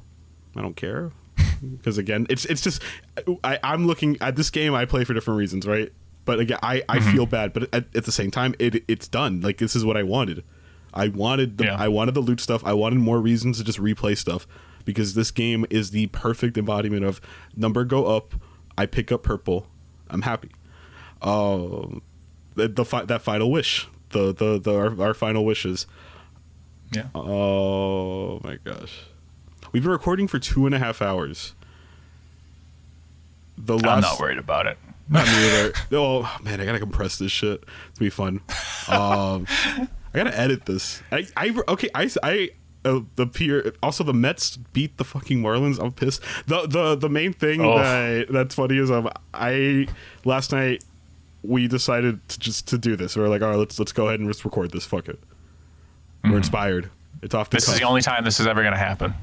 This is a very unique time, because I like to plan things, because editing sucks and I hate it, and I'm like kind of working with limited space because of everything going on with like the hard drives and everything. I'm like, okay, I prepped an hour's worth of footage. You gotta just play it in reverse, and then play it forward for half an hour. I'm just gonna what is it? I'm gonna play Destiny 2 tonight for like 3 hours and try to record all that. One last thing. There is a thing that is referred to multiple times called chiasmus, which is a literary technique. It's referred to both. It's the name of the mission where Crow goes into the Pale Heart, and it's referred to in reference to the Dreaming City curse in the Hidden Dossier. Chiasmus is a storytelling technique where you kind of ping pong. Like you start at the beginning, you go back to the end, and you go back to the beginning, and there in that crossover you kind of create meaning. You should just do that with the footage. Just put it on backwards. Like midway through. I was so happy, because what I did was I used most of your footage, which was really good. Like, oh, this, someone's playing the game competently. Because you look at my footage, it's like I've never played a shooter in my entire life. You know how much Crucible footage I have that's just the death screen? Yeah, and I'm like, I can't use I think you should have just left the deaths in. I think it would have been thematically fitting. I'm going to have to now. Yeah. I'm going to have to now. Time to watch the revive screen for 20 minutes total. I'm like tempted. Like, I have like chunks of video that are like 20, 30 minutes long. I'm about to leave it in there. I don't give a fuck anymore. The main thing I want to talk about, or like the last thing, kind of going back, like, do you have any specific memories you want to like kind of lay on about like Destiny 2? Oh man, because you've been playing forever. You've been playing both this game and D1 forever. Yeah, I got like a few touchstones that I always think about. Is like, one, D1 I picked up on my first day home from college classes on like a whim. I like played Reach and stuff. I played Halo 2, and then I played Reach. I didn't play 3. for a long time. But I was like, oh, these games are cool, but like they're not my favorite. You know, same here. I had an original Xbox, like a hand-me-down with Halo 2, so I played that religiously. And then when I finally got a 360, it was the year after Reach came out, so that was available at Blockbuster to rent. So I played that religiously. I never touched 3 until like high school.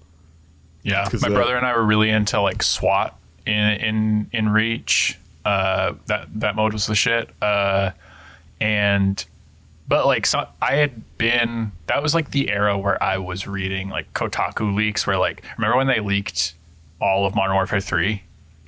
Yeah. Like a year before it came out. And then they had the Destiny leak. And I remember being like, 10-year plan? How is that going to work? What the hell? And then the build up to the alpha and stuff was just like, it got me to buy into this thing. And then I bought it on like kind of on a whim where like I was like I saw the reviews and I was like damn it, they blew it. And then I was on my way home and I was like what the hell, so I picked it up. And it didn't stick for me until Forsaken. Like I played everything, mostly everything. I played like D2 vanilla in my college dorm room, which was like a kind of a scary time because I had never lived outside of my house. And that was cool, but it didn't grab me. And then Forsaken, I played on a laptop, literally on the other side of the room I'm in now, when this was my brother-in-law's apartment. And basically everything I've played in Destiny since has been in this apartment. So like, I remember Beyond Light during COVID being like a really like a strong memory because Season of Arrivals was just before that, and that was the arrival of the pyramid ships, which had been, we knew about them from D1 concept art, and then they teased them in the after credits of D2, and then a lot of the year Forsaken was like building up to them. And then we discovered the first pyramid in the moon, but it was an inactive pyramid. So this was like Arrivals was a 6-month long season because they had to delay Beyond Light because of COVID. But it was thematically, it felt really fitting because you've got the pyramid ships in the system active. The patrol zones felt like alive because you do like the seasonal activity that season was called Contact, and it took place in patrol zones. So you had like pyramid ships flying overhead while people were like running around dunking moats and stuff. And then they had announced vaulting. And so in the back of everybody's minds is like, oh, the pyramids are going away soon. So this is our last time seeing them. And that happening in conjunction with COVID was like a kind of a powerful thing for me that kind of reshaped how I saw the game and like how I engaged with it. And then Witch Queen, I remember being like huge because everybody bought it, and it was a really good campaign. Playing that through on Legendary with people was like an awesome experience. Like I've played it like six, seven. I'm sorry, times. And like I remember individually, like I remember the time I played with my brother-in-law. I remember the time I played it with you. I remember the time I played it with Zach and JT, and like that one was really meaningful. And then Lightfall is the one everyone hates. Lightfall is like my favorite, probably, or one of my favorite. It's top 3 for me because it happened during a 3-day period where we had just adopted a kitten. And I had to go an hour away because my dad was in the hospital with like major health issues and had to be put on a ventilator. And I had to go down there, house sit, like watch the pets at my parents' house, and go through this 3-day training on the ventilator so that I knew how to operate it and care for him. And so that training started the day Lightfall came out. So I brought my console down to my parents' house and was playing in like unfamiliar territory, like kind of like, I don't like their living room setup, so it was like not a comfortable, like physically experience. But the themes of Lightfall, of like the idea of Strand, of like the River of Souls, and the connection of people across like space and time, and the idea of like fighting against the inevitable no matter what, even in a place that you don't really like. Muna's a weird place, like you don't understand it. I kind of liked that they didn't explain the veil, because it took on this like deeper meaning to me over time that has only kind of grown as they've revealed more about it. So that was like a big like moment in Destiny for me. And then like Final Shape is just like, I don't think we're ever gonna see something like that launch period again. Because it felt like a bit like now, where people were like, this is it, this is the end. We got like one last ride, and they built that experience to like build and build and build. And when you thought you were at the peak, it was like, no, you've got to fight the Witness in the raid. No, you've got to fight the Witness with 12 people and all the NPCs you've ever met in Excision. And then it ends with that Cade monologue that you and I both like a lot. Oh my god, it's so good. No, like I what are your like moments? I honest to God, I brought up the points in which I played this game were very like, and again, granted, it's a lot of it is like the circumstance, right? I started playing Destiny 2 in 2024, like seriously.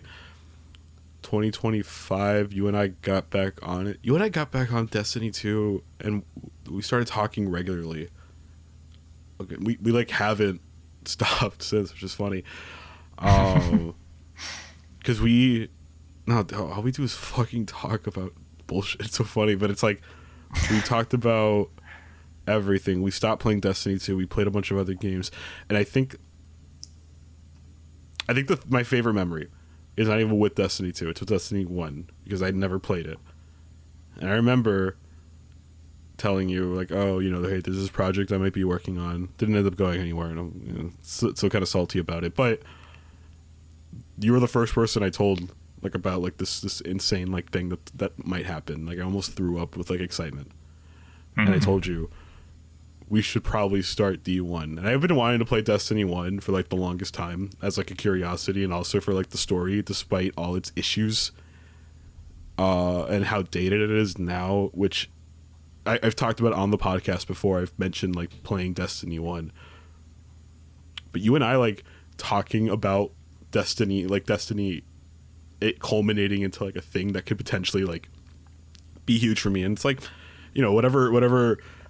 whether it was like this other opportunity or like the podcast that you and I wanted to start, like us just going through, like you explaining all this stuff to me kind of like finally coming to terms and like understanding like, oh, okay, this is like the weight of like a game like this. I never played Destiny 1 at launch, did not have a PS4. I remember my annoying ass history teacher talking about preloading it. I remember that game was a huge like cultural event. Everyone talked about it. Everyone was playing it. The American Dad clips. I remember. I think people forget like how big Destiny was at its biggest. It like, had culturally. It was made by. They marketed it. It was like, oh, from like the developers of Halo and the publisher of Call of Duty. Do you know how big that is? They had the cross promotion between COD, Advanced Warfare, and like it again. That's huge. Listen, everything going on now, terrible with Microsoft, Activision, all this stuff. 100% I agree. But you can't deny, like, you put Activision's name on something, it is like the biggest thing in the world. Remember how surprising it was at that time? Yeah. No, and even there have been moments after, like, remember Sekiro being published by Activision? Oh, yeah. You know how big of a deal that was? Them dropping the Tony Hawk remake. Mm-hmm. These are events. Destiny was like an event. How much did it cost initially? Like the $500 million with like the 10-year plan, right? All this stuff. Like So playing it now after playing 150 plus hours of Destiny 2, like starting it and my first thought was, ew, this shit runs like absolute ass and it looks terrible with the FOV. And I'm like, oh god. But then, like, you know, you're there playing, the combat feels like Halo, the loot, like the actual loot, like grind and the loop it reminds me of Diablo. It's like, oh my god, like they had it. They did it. Yeah. It was there. And I'm going back and that came from like a broken beginning too, is the most remarkable thing. But it's all there, and even then I could see like the cracks in a lot of like one story. Two, this game is like it's a dangerous thing. I can't imagine like the people who are enabled in like the worst ways playing something like this, right? More so than I remember a Danny O'Dwyer video when he was still at GameSpot or GameSpot, GameSpot, where he talked about the psychology specifically of Destiny and how people get addicted to I think games. More so than any other loot shooter ARPG, this game specifically is like requires, and even Destiny 2, it requires a commitment that most people can't give it. Yeah, and you can see that. Part of it feels like it's by design. Yeah, 100%. To kind of build, introduce that friction in a way that gets the people you're looking for to be the kind of like the flag bearers for it, and you get that like ebb and flow of like you what you were talking about, like the opportunity that fell through, I think is like kind of an interesting encapsulation of like Destiny as a whole. Like we're talking about like this thing that was like broken at the beginning, looked like it was doomed, and then they made a comeback, and then they released Destiny 2, and that they pulled off the 10-year plan. It was messy, but they pulled it off, and nobody's ever really done something like that before. And it's kind of like no matter what the issues were, or the pitfalls, or like the cracks, and the flaws, that kind of makes it more special in a way. Mm-hmm. And like just the fact that it exists is interesting and cool and like meaningful in and of itself, especially right now when it seems like nothing is allowed to exist on its own terms. And if anything, it feels like it feels like the people with the most power would like for nothing but them to exist. Yes. So I think that has made this particular moment land like pretty hard for me. And I know I've seen that sentiment echoed like a lot.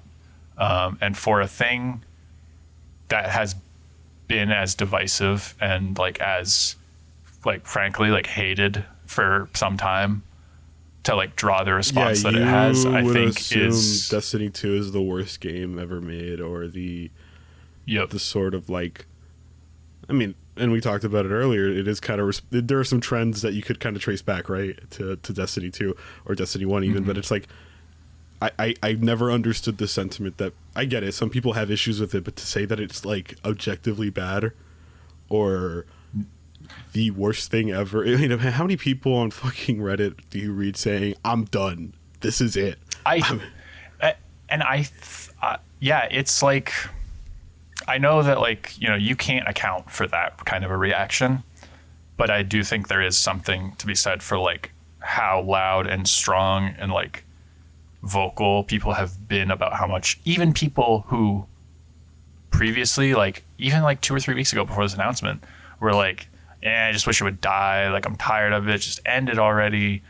Or like a lot of those people are like, no, I love this thing. I don't want it to go away. Like it means something. And like for a mass media product to do that in this media landscape is like very special.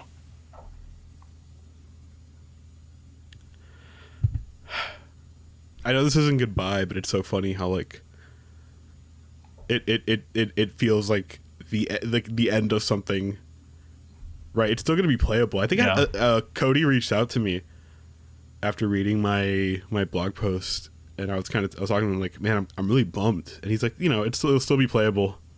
It's still there. Like, you'll have it. And I'm like, yeah, like I will. Right. And I've had moments like that where I always tell this story. I recorded a podcast ages ago back on Waypoint Set about how, you know, I spent like 100 hours playing Red Dead 2, and then I just stopped and I kind of got sad saying goodbye to it. It's a single player game. Like, what am I on? But it's like saying goodbye to something that you don't have to say goodbye to is such a weird thing, but it's also like kind of human nature, and kind of we do it compulsively. Yeah. Right? Like, why did I stop watching Star Wars stuff? Right? Like, why did I spend so many like years in like shame, or like just like this annoyance, right? Like, why things like that. And I think like Destiny 2, this whole experience has taught me, like, man, just do the thing. Record the podcast. Yeah, just record the podcast, write the blog. Talk to your friends about the things you like. We that's what we did. We've been doing for the last couple of weeks. Like, everyone on Blue Sky is talking about this thing. When Marathon came out, everyone was talking about this thing.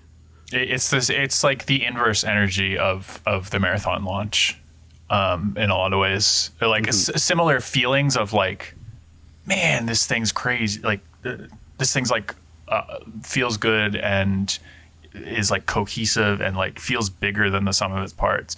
But like, it's not excitement about the future of a thing. It's like, man, I can't believe this thing is like ending. Amazing. Is there anything else you want to say? I mean, at this point, it's just it's crazy. I don't know. Just, yeah. I don't know. What can you say? It's like, it's and it's one of those things where I'm like, think about it like this real quick. It's Friday. New Path of Exile League is out. I wanted to play it, and you know, because like I had been waiting, right? And none of that bothers me now. Like, I'm on a call for the last 3 hours. Yeah. To talk about Destiny 2, a game that, like, again, I could play right now. I probably will play it out. I'm in the mood. But it's like one of those things where it's like, that's the power of a game. Like, and you and I can like, what is it, like, just out of nowhere be like, let's just talk about Destiny, as if we don't. But it's I think like the last thing I would say is that I have always been someone who is like terrified of the future, and still to some degree am, but I think everybody is right now. Right. But the corners of Destiny that I've really been interested in, stuff about like the darkness and the Vex and the time shenanigans, and even stuff like Zavala's story of, you know, following his descendants for generations and watching them pass away as he keeps on going, have made it, you know, it's kind of like your weight loss. I can't entirely credit Destiny, but it has had a hand in it in easing that anxiety. It's such a stupid, and I get it. I won't get into it. The weight loss drugs, all this stuff, but like, you have to understand, like, for those listening who think I'm like an insane person, and I kind of am. It's like, this is what I do. I sit and play this game because it's the only thing that kind of gives me that same dopamine rush, but it's still not as harmful. Granted, I should be sleeping, but it's like it's such a thing that I know I'm not delusional. I'm not crazy. I understand it's not. I get up every morning to go to the gym. I'm eating healthier, but it's like I can't separate Destiny 2 from that. It's also the reason why I will always bring it up, or at least put a clip of the game in every YouTube, because I cannot divorce myself from the impact that this game has had in like 5 months. It's so like it gets its hooks in a good way and a bad way. Before we're this deep in, I have two lore entries. Can I read them? No. Good night, everybody. No. Yeah, go ahead. Yeah, go ahead. This first one is Ghost Fragment: The Golden Age. It released with Destiny 1. Actually, it must have been an update because it's in the Ishtar Collective database. It's dated May 4th, 2015. May the 4th be with you. Ooh, there we go. Star Wars. Okay. Pyramids. This one's a bit of a longer one, Yeah. but I think it's overlooked, and I think it's good. You know us. We're pressed for time. Just go ahead. For context, we don't know who these people are specifically. It's a father and a son post, I believe, either post Traveler arrival or post collapse. Anyways, so it begins. What are you thinking about? I asked. When I was a little boy, Father said. During the before, I said, yes. He reached down to brush my hair. I was recalling how very smart I used to be. When I was your age, I was a genius. You're smart now, I said. He laughed hard. Look around, he said. I always look around. I miss nothing, he told me. Miss nothing, he told me. Father was standing beside a big gray building. This is what I want you to see, he said. The building had no doors or windows. Do you know how to make a strong password, he asked. I don't know if I do, I said. Tell yourself a story, he said. Use that one good story you'll never forget, that you can carry forever. Let your story take odd turns and wear a few surprising marks. Make sure it belongs to you so you can keep it secret. Father kneeled, putting our faces close. I want to show you something special, he said, something rare. I tried to imagine what that might be. No, he warned, you can't guess. Inside the gray building was a diamond wall. A projected sky floated above us. It wasn't our sky, alive with metal and light. Nothing about the grayness was wet, and nothing looked alive. I had never seen a sadder piece of ground. This was our world, Father said, when I was your age. I touched the diamond wall. He watched my hand jump back. Hot, I said. He laughed quietly. I shook my burnt hand, and it felt better. Our world was this. The entire planet was a furnace, acidic, dead in so many ways, and I was your age. I was bored with the dead world. I looked at Father's face, asking, can we leave? He started to reach for my hair again, but decided not to. I was bored with everything. When I was your age, people thought they knew almost everything. We had scientific laws and human truths, even a model of the universe. People carried pictures of the past and tried to have a clear vision of their difficult future. I don't know everything, of course, but when I was a boy, I had every expectation of living a smart, short life and learning quite a lot more. Then the before was finished. You know why. That's when everybody, particularly the smartest of us, learned that we knew nothing. We were children, and our little ideas were toys, and the universe was cut apart with great ideas and magnificent, immeasurable potentials. Father stopped talking. I stepped away from the hot diamond wall. Do you know what I wanted to show you? Father asked. Dead rock, I said. Guess again. He wasn't happy with me. We stepped back into the real sun, the real world. I blinked and looked around, surprised by how green and bright everything was, how happy everything was. Even the saddest face was happy. I know what you want me to see, I said. Don't tell me, he said. I didn't tell him. The next one is from The Final Shape, June 11th, 2024, from the book Companions. It's called He Sees. My ghost, my shadow, myself. You didn't lead me here. You didn't say, I have something to show you, and trek me across the world to see it. You just said, let's go, and I went with you. Why? Because the world was new in my reborn eyes, and I wanted to see it for myself. I wanted you to guide me. When we finally crest the mountain, I see it at last. I see why you brought me and why. The traveler hangs heavy in the sky, low and full. We're here, you say, and I take a breath of cold air. I have a vision, a great city, vitreous castles built from hourglass sand. We will rise and meet the traveler. We will protect humanity the way you said the traveler protects us, the way it wants us to protect it. This is where you come from, I ask you? You peer out from behind me. You're looking at the traveler too. Yes, you say, nodding. You're home, I say. No, you say, with all the warmth in your little body. You're my home. You drop into my waiting palm, and I hold you to my chest. Here, in the place where the world cradles the traveler. Here, where the traveler touches the world, I will hold you close to me. I see that the traveler is a ghost too, a ghost to see Earth reborn. Both of those have been rattling around my head all night, or all week. Just the idea of like seeing this meaning in a thing that can only be conveyed in the seeing is, I think that's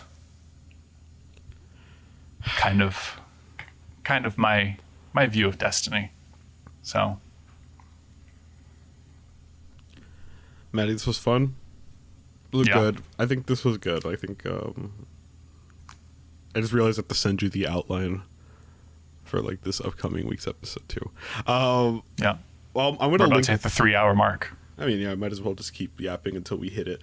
But I will say, this was a good discussion. I don't know. Like I said earlier, I appreciate you. Like Destiny 2 is a big part of my life, and obviously, I don't know if I should thank you or I don't know, like No. get pissed I think at it's you just- for introducing introducing me to that's something More reasonable. horrible. I am a sicko. I am a sicko. No, but I told Justin this when we were recording that like, you know, there are certain people in my life that again like I am grateful for, and you know I won't give like the same thing with my way. I'm not going to give Destiny 2 all the credit. Obviously, I think you and I would have been fine, or we would have been friends like much closer one way or another. But Yeah. I appreciate like Destiny 2 like being this sort of like third space for us. Like it's been like a hell of a ride. Agreed. Same. Yeah. I it's been a really fun time getting closer in this with this thing as kind of the vector that drew us together. It's been cool. I'm gonna link everything that you've written about this game in the description. This is gonna go up as like a Okay. blog. We'll I'll send you the lore entries too. yeah. All right, guys. Thanks for listening. If you stuck this far, if not, I don't know what to tell you. Anyway, good night. We'll see you. Eyes up. Eyes up.